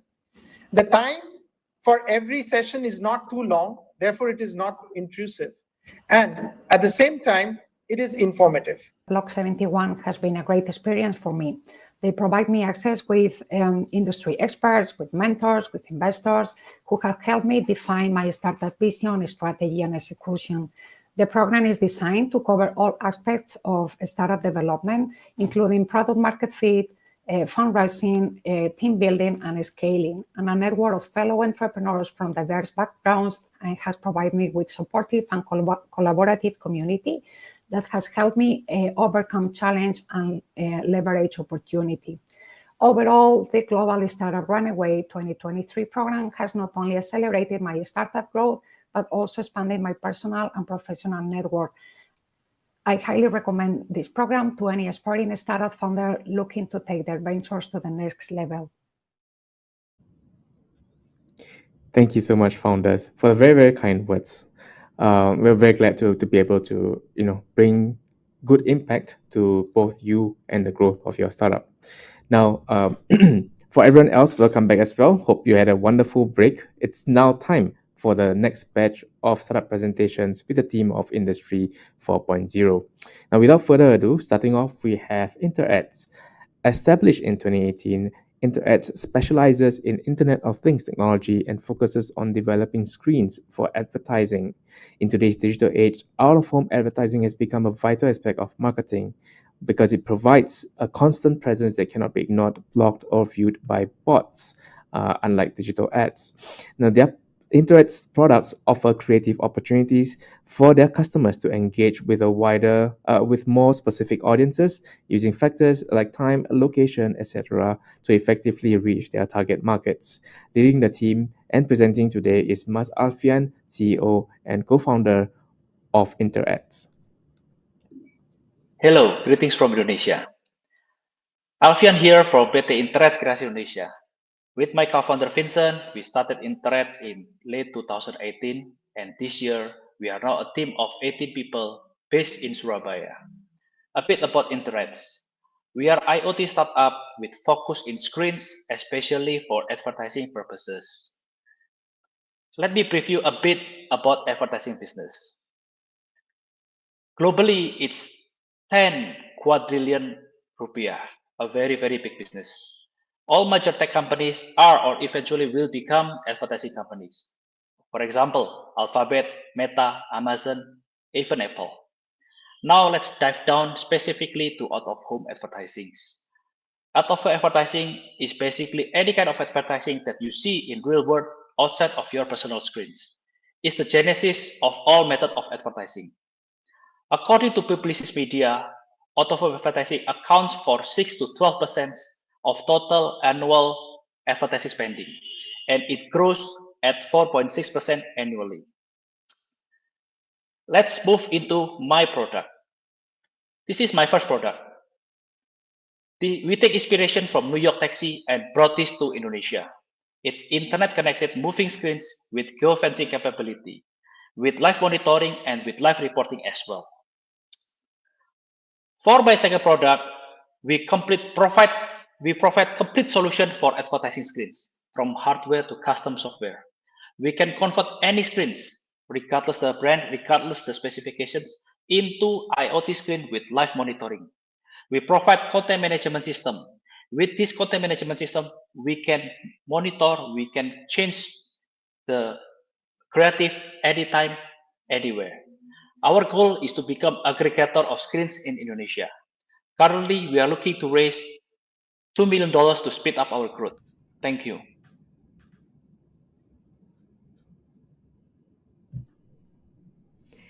Thank you so much, Mas Alfie. And for those of you who are not aware, Internet is also looking to expand to other countries, leading with Singapore, of course, through their existing clientele as well. Next up, we have Beloved and Beyond. Beloved and Beyond was rebranded from Sing Toy Online. I'm very sorry if I butchered that. It's a personal gifting platform in Asia that began in Vietnam, and it helps the users and customers to find and design special gifts for their loved ones. The gifts not only encapsulates a material meaning, but contains the subtleties and the feelings from your heart inside for your recipients. Leading the team today and presenting will be Kang Huang, co-founder and chief growth officer of Beloved and Beyond. Hello everyone, I'm Kang Huang from Beloved and Beyond, a technology platform that made it easy and convenient for customers to find and customize the right gifts given to the person they treasure. In today's society, the emergence and development of technology has improved the quality of life. However, in the reality, the connection of social networking platforms not only does not make people happier, but also tends to make them sadder, lonely, and more lost. The loneliness epidemic is affecting social life in the APAC region. Young people are getting married lately with the average age increase from 25.7 to 28.8 in the last 15 years. Meanwhile, the divorce rate across the region has increased sharply, averaging 25% in the same time. In addition, due to economic pressure, many people are living and working far away from home, increasing the distance from their close relationship, making them feel lonely and more isolated, distant from each other. To help people building connection and maintaining relationship, creating a happy life, and distant loneliness in a busy life, we have built a platform that takes care of customer relationship by gift. The gift that comes with good wishes not only has a material meaning, but also contains the heart and the affection of the giver. On those important occasions, B&B will remind and suggest customers suitable gifts for every relationship, helping customers to connect and take care of their relationship in the best way. We also provide tools for customers to remind their beloved important day and suggest suitable gifts for them in the easiest way. This is B&B process. Customer will choose the recipient or the occasion to give the gift anywhere, anytime. Our system will suggest a suitable gift. Customer only need to choose what they want and pay. We will track and monitor to guarantee the best quality for customer and ensure the gift is delivered to the right time. B&B customer every diverse. There are people in love, married, who are living and working far away from home or want to build a closer, close relationship in the company. Everyone who are between the age from 18 to 40 and have a demand to connect and take care of their relationship, making it better and better. The gift market share is very potential, more than 2 billion in Vietnam and 13 billion in C at this time. Our target is $7 billion market share at C. The growth rate in the gift industry is currently 15.4%. Binbi not only offer a modern and easy gift solution for customers, but also want to create a gift-giving culture and nurturing relationship for them. With a super convenient gift ordering solution like Booking Grab, the gift market will increase many times more. Our revenues come from 20% commission on each successful order. We have a revenue from a premium customer service, account or gift package, as well as advertising and marketing solution for brands and sellers. In addition, we also have revenue from providing a gift shop management and operation system. From 2022, Binbi has grown strongly from 400 to more than 2,300 merchants in Vietnam with more than 40,000 users. The retention in the last 12 months is up to 76%. We also present on Tiki, Sendo, Momo, Apota, and be a strategic partner in the gift segment on this platform. We have a complete platform system that works well through a major holiday season in Vietnam. There's a website, mobile app, mini app, very convenient for customer to place the order and seller to manage and process the order. Our plan in 23-24 has a 4 main points. The first one, become the number one branding in the Vietnam in personal gift field in the end of 2024. The second, we build an AI system that suggests customer the best suitable gifts for their relationship. The third, we will expand to another C country to test the model before expanding to other markets.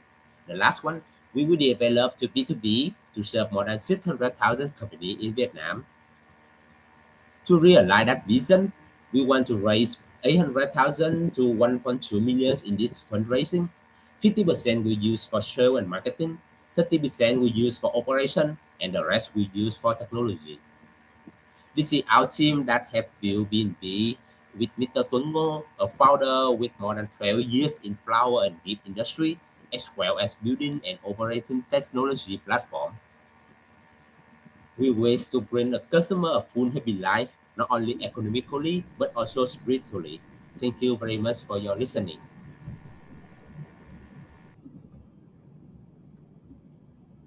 Thank you so much, Kang. I think one of the reasons why we were so excited to work with Kang was also because we saw the growth of his company both before and now after the program so far. Since their launch as well, I think the launch of their new mascot was also very well received, and really excited to see what more they can do over the next couple of months.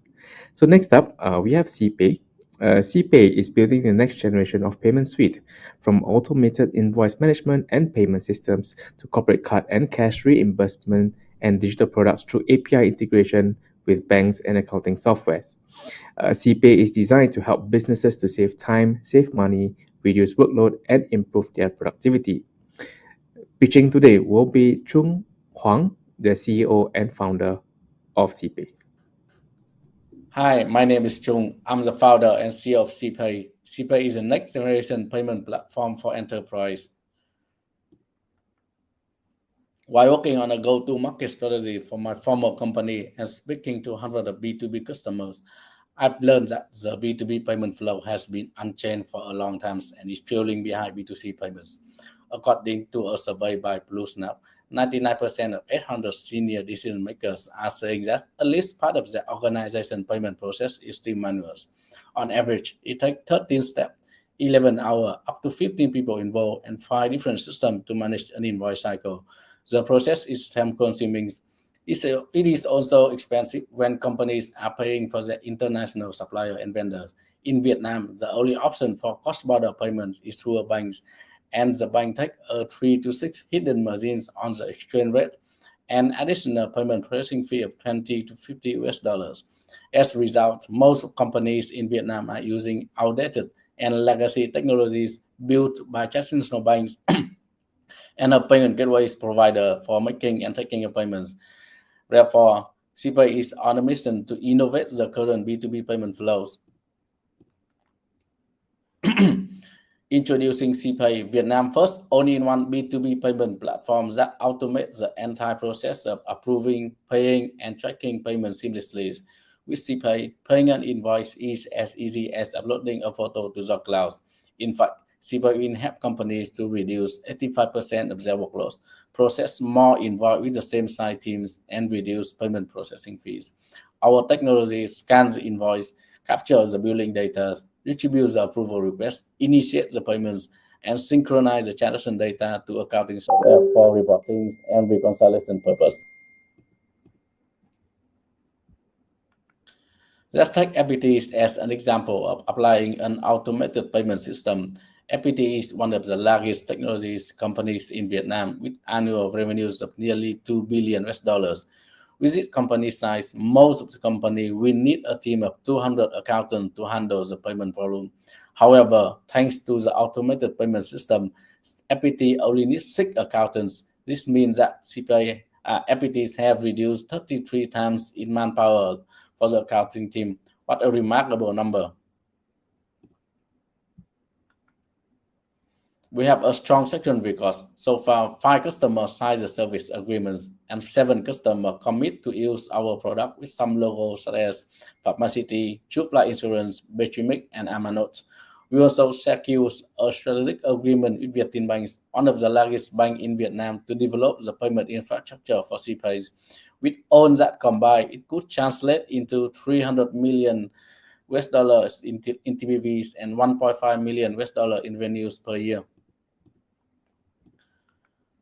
Our customers are in love with our products. We receive a very strong positive feedback from chief accountants in various industries.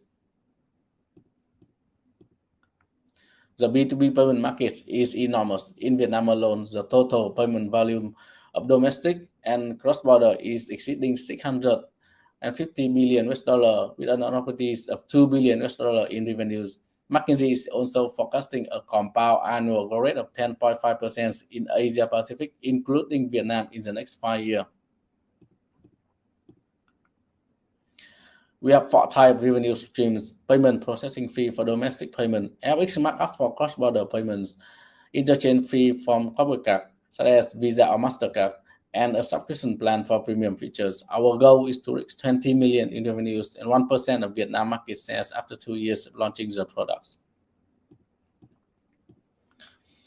Welcome to the CPay teams. We are building a disruptive business here, but we are very confident because we understand payments and we once disrupted the B2C payment space in Vietnam. We are also supported by an A+ team of advisors on strategies, license, and technologies. In the next 2 quarters, we will be focusing on building our payment infrastructures by API integration with Vietinbank. Once our payment infrastructure is in place, we will begin commercializations.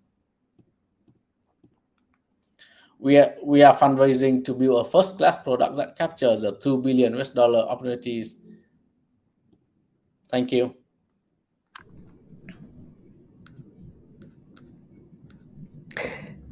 Thank you so much, Chung. Next up, for those of you who are also not aware, CPay is actually the youngest startup that we have in our entire cohort of 23 startups. Next up, we have MyBase. MyBase app is a business management app for small and medium retailers and wholesalers to manage their various business operations. It is a powerful self-service tool for busy business owners to help them connect, engage, and grow their customer base scalably.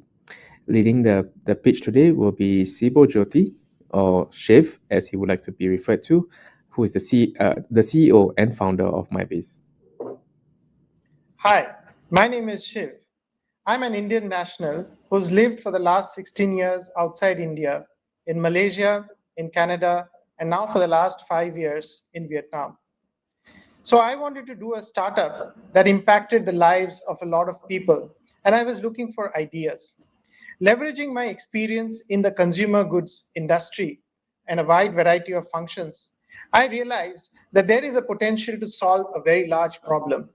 Micro SMEs, or grocery mom and pop stores in Vietnam, they occupy a large part of the Vietnamese economy, account for almost 70% of the employment and 98% of the registered Vietnamese businesses. We can see that they are severely challenged from modern trade and from online trade, with their shares falling from 83% 5 years back to 68% today and projected to go down to 40% in the next 5 years.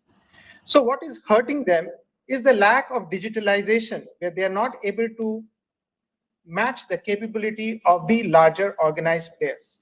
But this lack of digitalization is also creating a bigger problem for them, which is lack of data relating to their business and consequently no access to financial services. So a study by McKinsey concluded that this is an untapped market and the credit gap or the opportunity to provide credit lines to such MSMEs for their growth is really large, which is $20 billion. Now, this is the market that we wanted to approach and address. We realized that it couldn't be done without bringing the big actors into play. So this entire market is kind of controlled by the large FMCG, fast-moving consumer goods companies. So MyBiz is essentially a micro SME digital transformation initiative that engages and brings together big actors such as FMCG anchors, banks, and financial services players to create a unique, painless, and fully digital credit approach. At the heart of MyBiz technology ecosystem is a mobile-first business operating toolkit for retailers and distributors featuring plug-and-play finance.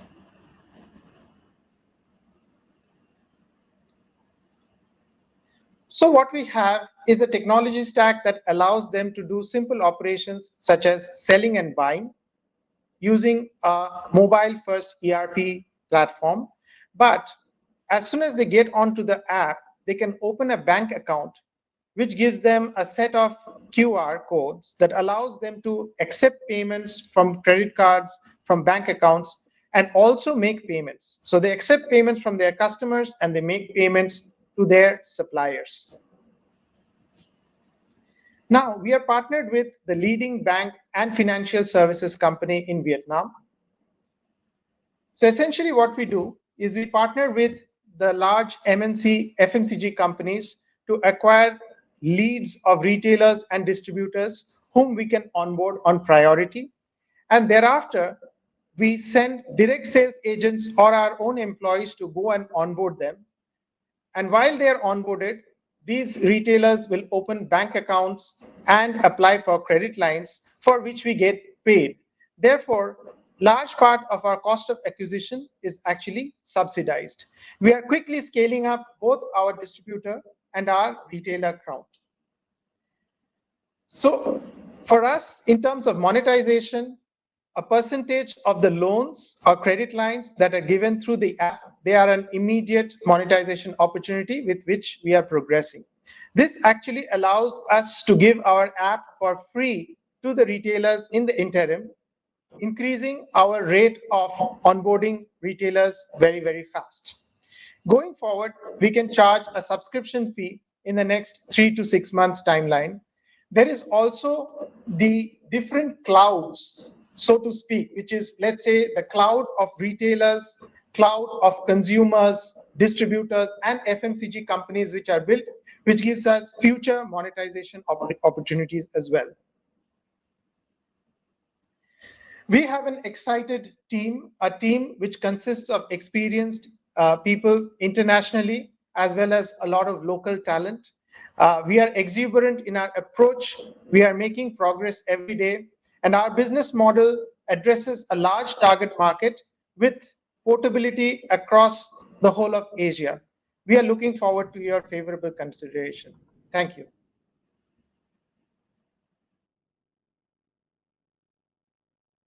Thank you so much, Chief. Until today, I'm still really impressed. As an Indian national, you can still build a startup and then do it so well in Vietnam. All the best.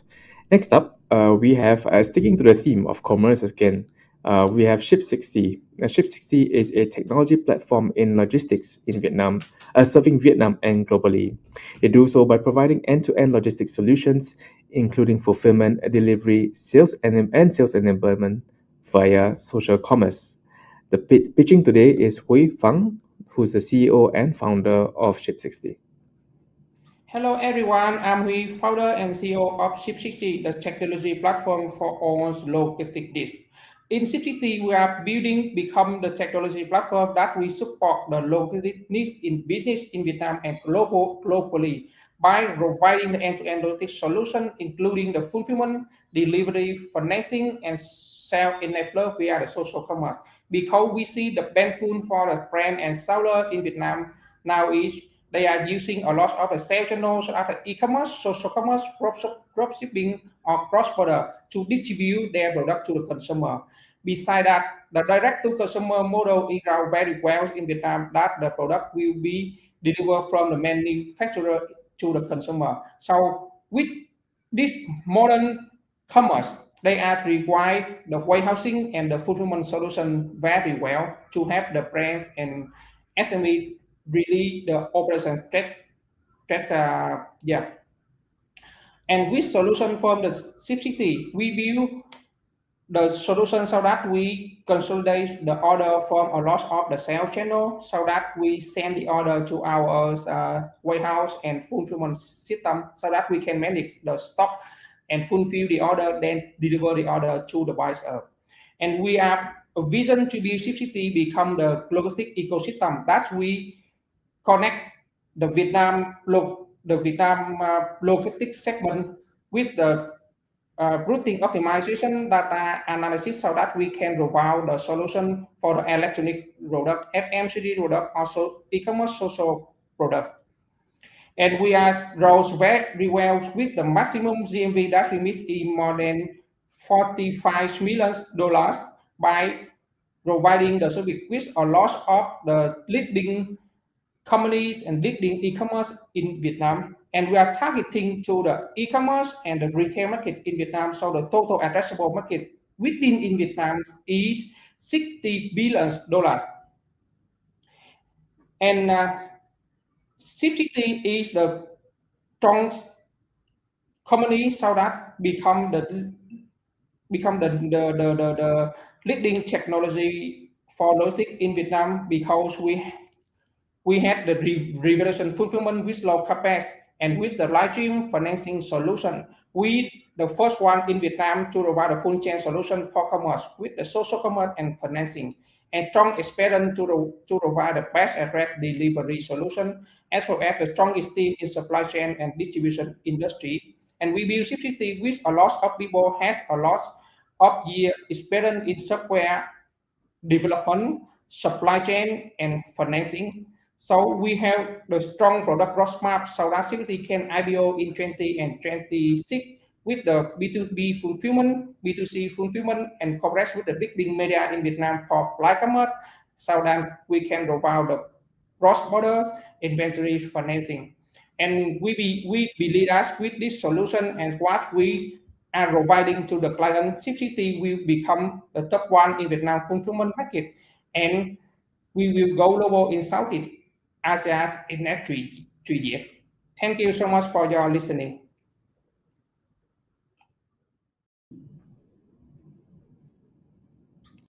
Thank you so much, Hui. Next up, we have VUCA. VUCA was created with a single vision to provide customers with the highest quality cars at the best price possible while ensuring a safe and stress-free purchasing experience for all the parties within. And this will include buyers, retail car dealers, and so on and so forth. Leading the speeches today will be Jake Wu, who's also the CEO and co-founder of VUCA. Hello, everyone. We are VUCAR, and VUCAR stands for Verified Used Car. And we're solving a fundamental problem in the market, which is buying and selling used car is extremely painful. The two pain that turning customer away are the car quality concern and the hassle process. These combined make it very painful for 65% of car buyers in Vietnam.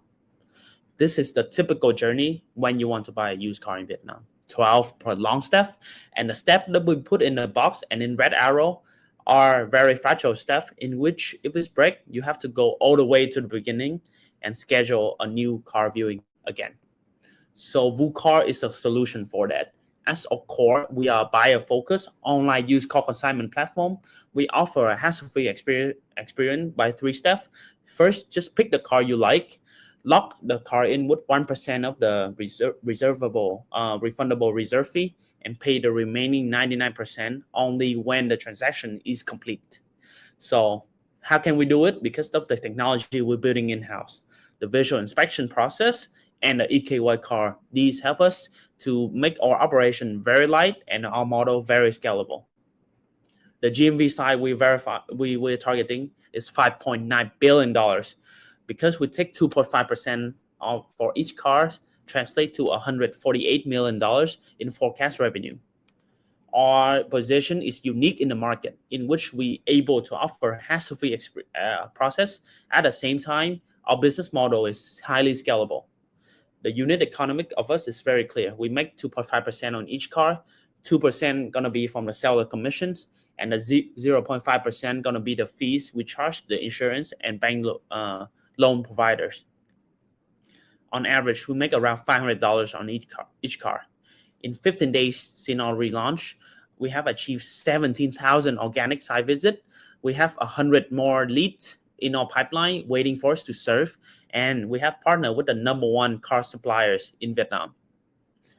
We are a strong funding team, consists of car and tech enthusiasts, and we are very determined to solve this problem.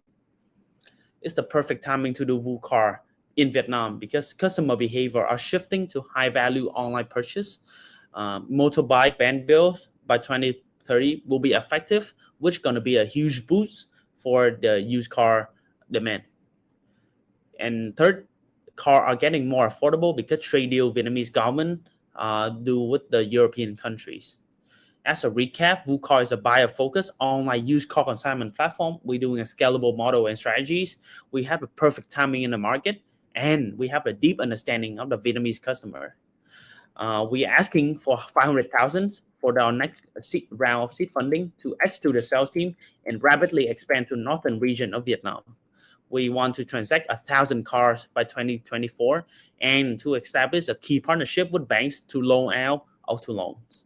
Thank you so much for listening. And once again, we are VuCar, Verify Used Car.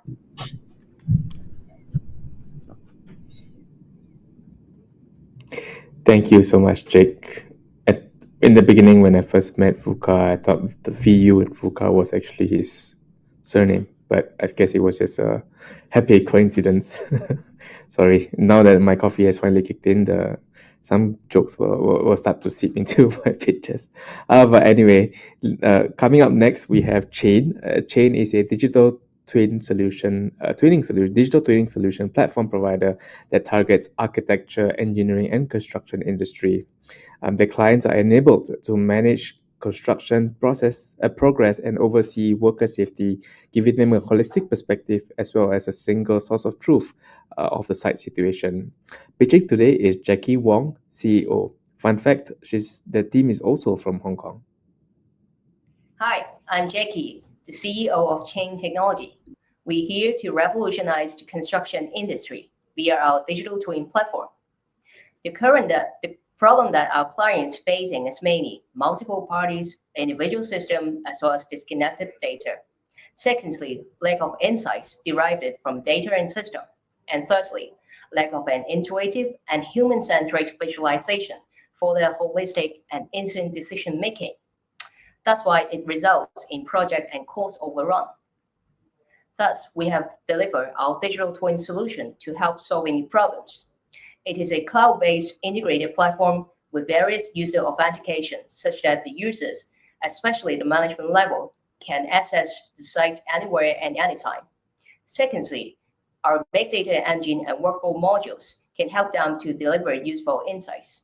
And thirdly, our system is backed by BIM and GIS-based information, such that it helps them to make accurate and instant decision-making. In this case, there is less miscommunication between parties, less rework, and less delayed decision-making. the project can be delivered on time and on budget. So everybody knows that the construction industry got a lot of opportunities. So why the investor and the business partners are still hesitate to work with us? You guys got hesitation, and I'm going to answer you one by one. Firstly, team structure. In Chain, we're here to bridge the technology as well as the construction operation. We know our clients and we know our technology. Myself has over 8 years of experience in business development, sales and marketing, as well as product development for the construction industry. And I'm pushing the digital transformation in the local construction industry in Hong Kong. Our COO, Elvis, has over 8 years of experience in leading our project and also product development of the digital twin platform. Our surveying consultant, Clayton, has been worked at for over 25 years in an international consultants giant, such that he can pretend our client knows well about our clients and also the end user's perspective. Our engineering consultant, John, who has also found several startups in terms of BIM modeling, building, engineering, and construction, so that he knows what the clients want and also knows the expectation and requirements. Secondly, it's about the business model. Everybody knows that for the construction sector, it's actually very hard to run on a SaaS model. So it is not sexy to the investor. So we got a sustainable matrix of business model to cater all the needs. During the construction, we actually run in a project base, but the lump sum is usually very large. Our FH project size is about $250,000 per project per year. And usually, once the project started, the clients will subscribe and it will use for throughout the whole project period, which is on average 4 years. And afterwards, we can also pass our platform to continue to use in the operation and facility management stage, in which we can charge by SaaS model and look forward to their continuous subscription to over 10 years. Here is our proven market traction. You can see that we got a lot of project reference in terms of roads, highways, civil infrastructure, drainage, treatment works, pumping station, utilities, so on and so forth. We also got several trial on facility management with the Hong Kong International Airports. Here is our clients. We actually work for the government official, property developer, consultants, as well as the contractors. Thirdly, is our product very unique? The answer is yes. There are a lot of players in the market, but they all provide individual systems, but none of them can provide a holistic and human-centric digital twin platform like us. Right now, we have 2 of us in Hong Kong and also expanded our office to mainland China and Singapore this year. And we look forward to set up the distribution channel to Asian and UAE markets.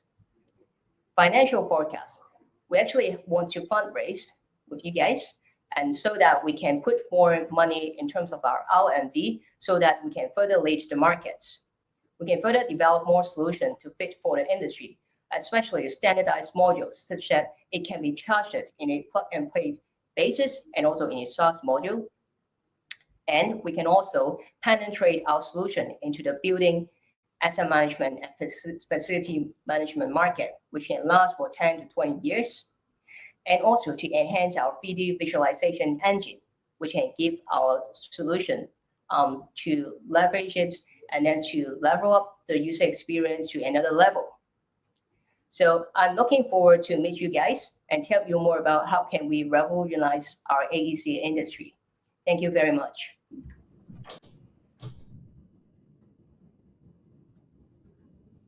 Thank you so much. I just realized that even though I mentioned she's from Hong Kong, she actually represents our Singapore cohort. You will see a recurring theme as well in our the 2 pictures that's coming up next. Our founders being from a different country but focusing their business in Singapore. And on that note, we have OmniHR. OmniHR is creating a platform to help companies digitalize their employee records into a singular system. By using Omni, companies can automate entire end-to-end the end-to-end employee lifecycle in a single system, from recruiting, onboarding, and all the way to offboarding. The system also seamlessly integrates with employee records with other office applications such as Google Workspace, Microsoft 365, and so on and so forth, so that these companies can easily manage their teams from a single platform. Pitching today is Brian Ip, the founder and CEO of OmniHR. Hi everyone, my name is Brian and I'm the co-founder at OmniHR. At Omni, we are building an all-in-one HR software designed for Southeast Asia. I know a lot of you might immediately think, why do we build another HR software? There seems to be a lot in the market already. But in reality, when we start talking to our users and trying to understand a bit more about the industry, we realize that there are actually a lot of pain points that are unaddressed, and people are looking for a much better winning product in the HR software market. So let's dive deeper into the problem statement. First of all, we realize that a lot of the HR processes in many Southeast Asia companies nowadays are still manual. Obviously, a good amount of companies are still running things manually on spreadsheet. And you can see here, on the left-hand side of the screen, version 1.0, companies trying to run HR, putting employee information on spreadsheets. These processes inefficient, is prone to error, and is also not compliant. So some of these companies, as they start growing a little bit in size, as they get more sophisticated in terms of digital adoption, they're now looking into the version 2.0, which admittedly there are a good amount of companies in the market that are being this local payroll or HR software as well. But in fact, a lot of these local software actually, when we look deeper and when we look at how the users actually interface with them, is actually that these systems are often with limited functionalities and they're not so scalable. What do we mean by this? If we look at the life cycle of an employee from onboarding up to offboarding, there actually covers many different areas.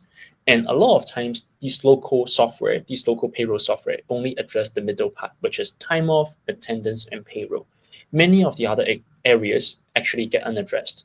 And in fact, employee lifecycle should cover a lot more than just a payroll, and it should be really holistic and cover the end-to-end systems. So what ends up is that there are some companies, a lot of the medium-sized, fast-growing, modern companies, wanted to digitize more, wanted to use more systems, but then they realized that there is not a good all-in-one system in the market. A lot of times they would end up using a local payroll software, that's the category that we just described, for the solution for local payroll and just for limited functions. And then they have to get another foreign HR software to become the master database and to digitize, automate some of the other end-to-end employee lifecycle. These systems don't talk to each other, and it ends up that companies have to do a lot of manual work to synchronize the systems. There's also another group of companies that are just doing everything manual, and they are not even using the foreign HR software, and it ends up that they are still doing a lot of manual processes for the other side besides the payroll processing. In fact, if we look at the market trend these days, we noticed that there is a new generation of these modern companies, often in the mid-market of around 50 plus employees, 50 to 500 employees. They're looking for something a lot better. This is underpinned by a few ongoing trends, including digital transformation, companies trying to use more software for better efficiency. A lot of the digital native millennials, founders, HR leaders, in Gen Z, 90s, 2000s, to now becoming the managers, and then they wanted to use software to automate more. And as we all know, talent are getting scarce, and companies are adopting more advanced employee management philosophies, including also the trend of rising labor costs. And this has pushed to looking for a much better solution, much more holistic to cover the end-to-end systems. And there we introduce Omni. We are an all-in-one system that to help company to truly automate the end-to-end HR process. We automate anything from recruitment, onboarding, all the way to offboarding in a single system. And we also help companies to integrate with a lot of the tools that they are using. You can see in this page on the outer ring, there are tools like Google, Microsoft, Slack, and Teams, the tools that they are using, and it's all embedded and integrated in the same system as well. We are very confident that as Omni, by being the all-in-one system, we can be better than both the local HR software in the market right now, as well as the foreign HR software in the market. We help them companies to truly automate the end-to-end HR operations. Until today, I think we have proven that we can build a winning product. We have clients that really like our product. We have extremely positive feedback on the things that we have built. Most of the time, they would comment that they like the automation that we have. There's a lot of flexibility and customizability, and also the system itself is super easy to use. And in the time that we have been building the product, we have also managed to get a very strong tractions. We have onboarded a series of good modern companies in the market. They are all fast growing, looking for things to automate, and they have come to use Omni to become the main HR system. With that, we are very confident that we can build a better system for the Southeast Asia market. Thank you. Thank you so much, Brian. When you mentioned a couple of good, I think he's really being very modest. Some of the companies in that little square that you saw at the last slide are actually unicorns in Southeast Asia. Well, on the note of helping companies, we have Doin. Doin is an all-in-one PropTech operations center for hospitality operators and providers. Doin helps to elevate the service quality level and empowers human capital of these operators and providers. And pitching today will be Noella, their CEO and co-founder of Doin. Hi, I have a challenge for you. What do you think is hiding the cushion in the middle of the sofa? Nothing good. I'm sure that most of us stay in our Airbnb and the apartment was not properly clean. And millennials or not, we all grow up with the cleaning standards of the hotels. Some people just do not like the authenticity of a no professional cleaning. And although looking at the growth of the short-term rentals industry, that in 12 years growth 4 times, it sounds like an easy money machine. The bottom of the iceberg that nobody sees is that for hospitality operators, keeping the properties guest ready is hard and is very time consuming. Getting those 5-star reviews and cleanliness these days takes a lot of work. And for housekeeping companies, it's not easy either. And this is a pain across not only the short-term rental properties, but also hotels, co-livings, and student accommodation. Across every country, we find the same challenge in the operational part of the hospitality industry, the quality assurance due to the manual supervision processes, the labor shortage, communications, logistics, data, and financials.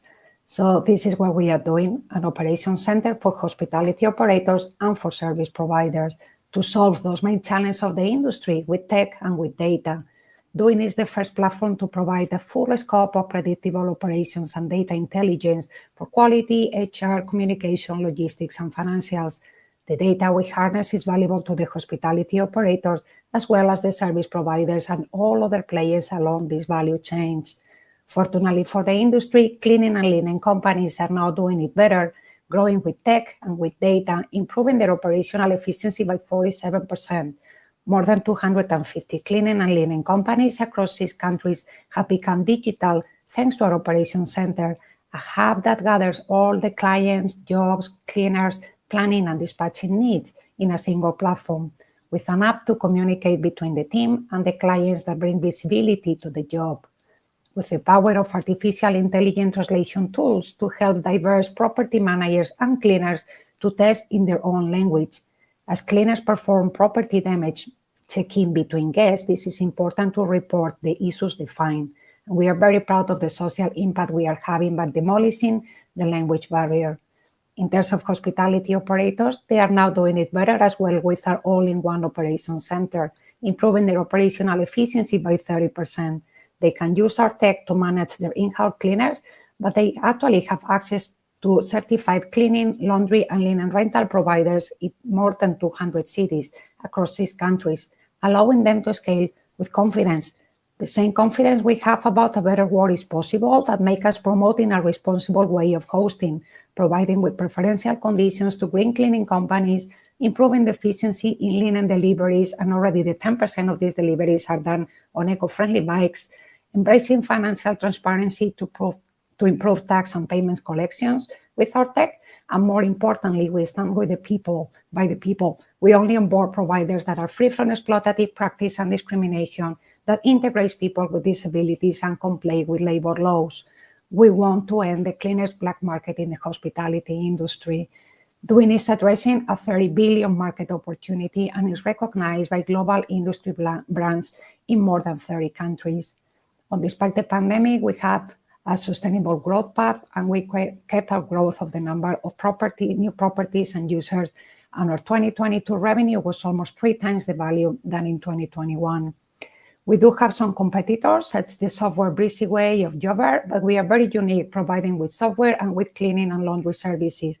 Same opinion has Nuno Guerreiro, APAC Director of Booking.com. We started in Portugal. Our software is available worldwide. Our certified services can be booked in Europe and in the US, and we just opened our Singapore office because we want to go further. So the founders brought the whole family along to develop the APAC market and to find the right funding partners for our Series A of 2.4 Singapore dollars in exchange of the 10% of the company, committing with an exit of more than 3 times the price in less than 3 years. This is a fast deal. And this couldn't happen without the team of doers and the support of our partners. I hope it's clear what we are doing. Hospitality operations made simple and professional. My name is Noelia and I'm the CEO. My calendar is on the QR code. Happy to talk.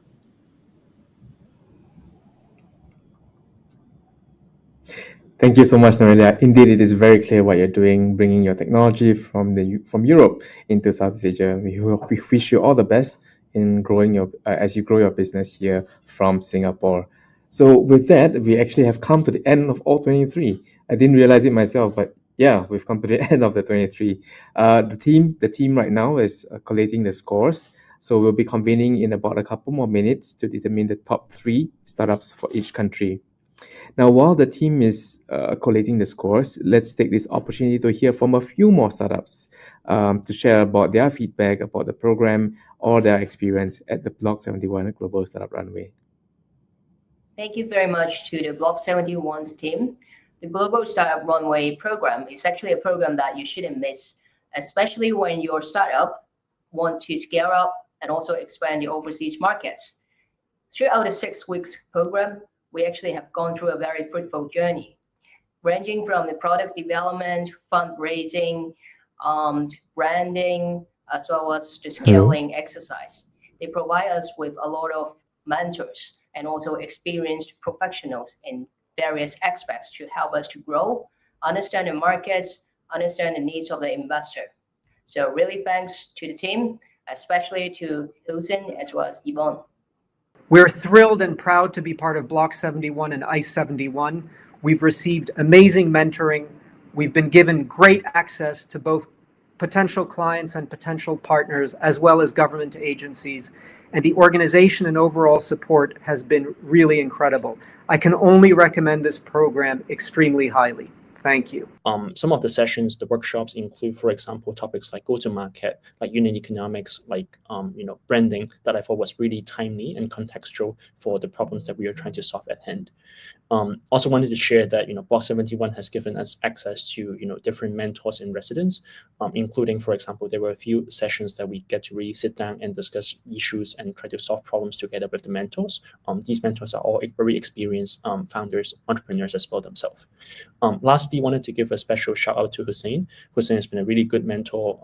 He's the program manager and has been a really good mentor that we talked to along the way. Chatting with him is almost like chatting with a friend who understands the life of a startup founders, and we get to discuss many different issues and solve problems together. So overall, I would recommend any founders, entrepreneurs to really have a chance to join the BLOCK71 program. Thank you. Hi, BLOCK71. Thank you for everything you have offering to us. The past 7 weeks has been amazing. I've really enjoyed the ride with you guys. I learned a lot from having the mentors, speaking and spending the time to reviewing our products and providing the comments. It's a tremendously helpful for us to develop our products and then get it out to the market. So we couldn't make this far without you guys' help. So you guys are awesome. Keep up with the amazing work.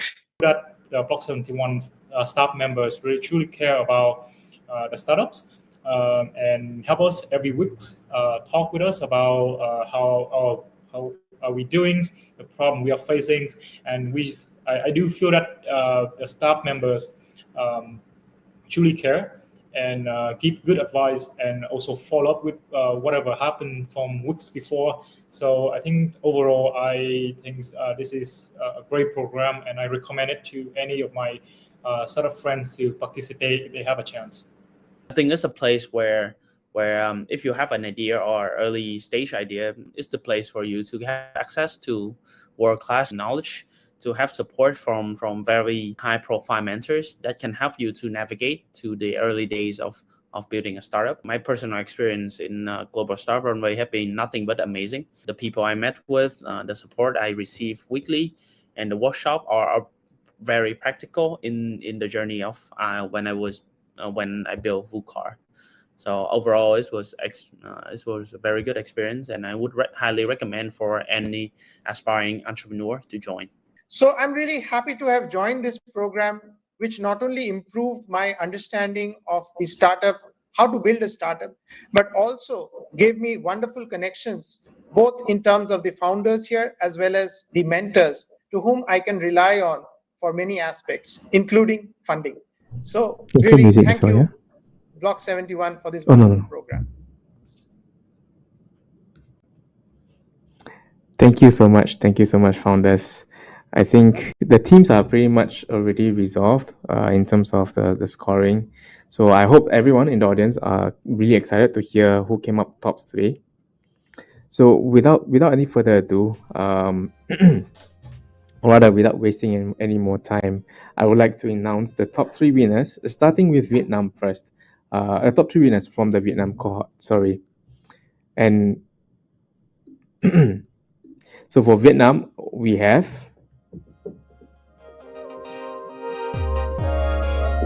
Chip 60, CP, and Zen Class. Congratulations, Hui. Congratulations, Hong and Vincent. Sorry about that. My voice is cracking a little bit. Congratulations for the 3 teams once again. Next up, representing Indonesia, we have Socha AI, Meatless Kingdom, and Spire Life. Well done, everyone. Well done to the 3 founders. We hope to see all 6 of you in Singapore in just a month's time. So that kind of covers our Indonesian and Vietnamese winners. And now for those of them who are from the Singapore cohort, taking the podium will be OLDG, Chain, and Datality. Well done. Congratulations to all 3 startups.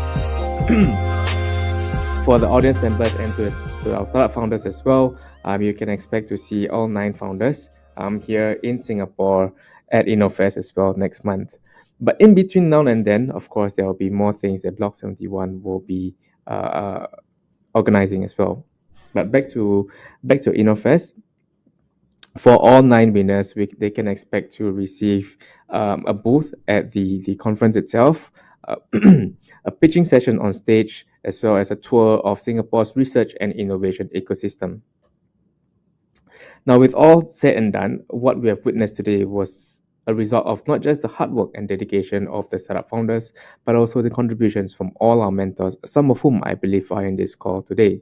These mentors were responsible for sharing crucial startup knowledge and expertise to mold them into the founders that you see today, and inspiring them to do greater tomorrow and in the coming years. So to our various mentors, speakers, and advisors, thank you so much for dedicating your time, your invaluable advice. We hope that you enjoyed the sessions over the last couple of weeks as much as we did, and as much as the founders did, as clearly articulated earlier. And we hope to see you again in the near future. On top of the mentors, on behalf of the Block 71 team, I would also like to extend our gratitude to another group of people who have been crucial in supporting the growth of our program, our community partners. Each of our community partners plays a crucial role in the startup ecosystem, and I look forward to more opportunities with each and every one of you coming this year. With that, we've officially come to the end of This Is Not a Demo Day, but it's definitely not goodbye.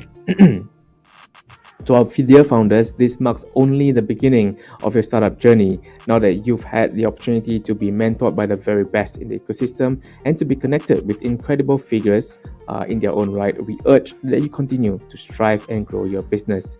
As always, the Block 71 team is right here to support you in your growth during and after the Global Startup Runway track beginning next week. We also have a whole host of programs and events, of course, including InnoFest that will be coming up really soon. So please stay tuned, follow us on all our various social media platforms and handles such as Instagram, LinkedIn, and Facebook. And to the rest of the audience, before I thank you and we take our leave, I would like for us to turn on our cameras for those of you who are on Zoom, and let's take a group photo to commemorate what we have achieved, not just today, but over the last couple of weeks.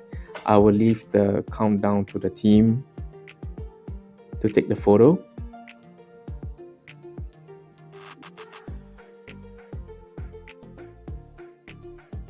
Okay.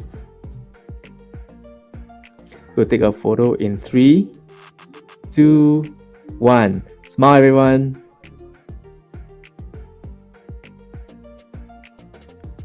Okay. Yeah, thank you so much, everyone. So now, one final note. Sorry, before we really go, thank you so much once again, everyone, for taking your time off your busy schedule. We hope that you've enjoyed our take on the demo day. And if there are any startups that are particularly interested in that you are particularly interested in connecting with, please feel free to join the founders or speak to the founders rather in the chat. Alternatively, of course, you can reach out to us, any one of the Block71 team, and we'd be happy to connect you. So on a final note, the program, the Global Startup Runway, marks only the beginning, not just for the startups, but for us as well, as a team, as we will be curating the journey together with you, the audience, and the founders as well. Sorry. And with that, I'm Hussein, signing off, and thank you very much, everyone. Have a wonderful weekend.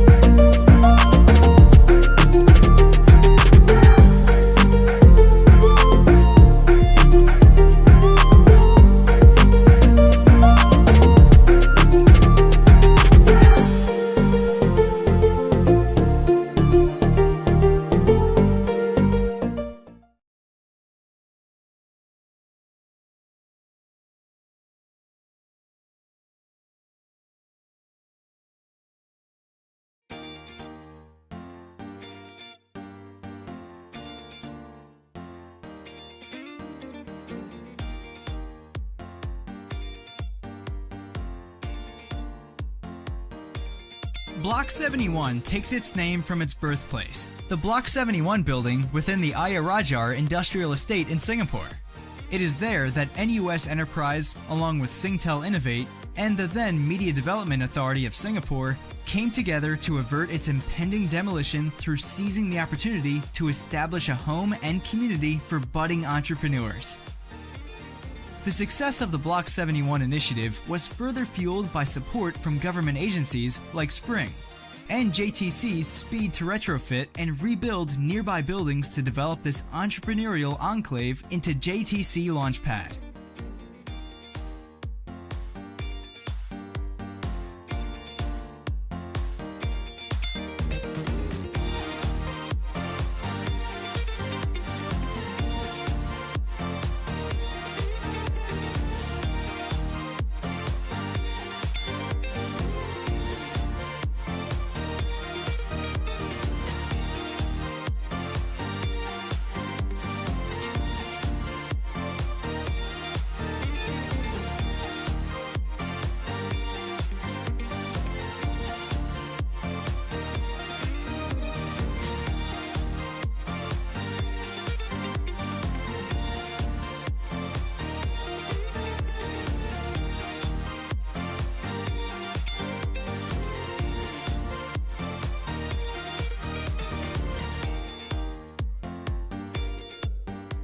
So Block71 has been instrumental in the growth of holistics since the first day we started. Block71 introduced us to our first few customers in Singapore, and when we expanded to Indonesia, they introduced us to our first few customers in Jakarta. It has brought to us in a very short period of time a lot of connections and the ability in a single place to meet a lot of very interesting people.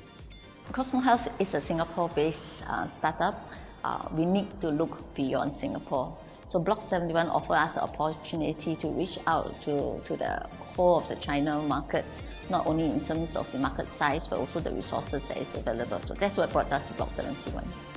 Block71 is an initiative by NUS Enterprise in collaborative and strategic partnerships with established corporations and government agencies. In every location, Block71 embodies the spirit of entrepreneurship, collaboration, and partnership by bringing the research capabilities and technologies of the university together with the investment and business acumen of our partners to support the entrepreneurial journeys within the local geography and beyond.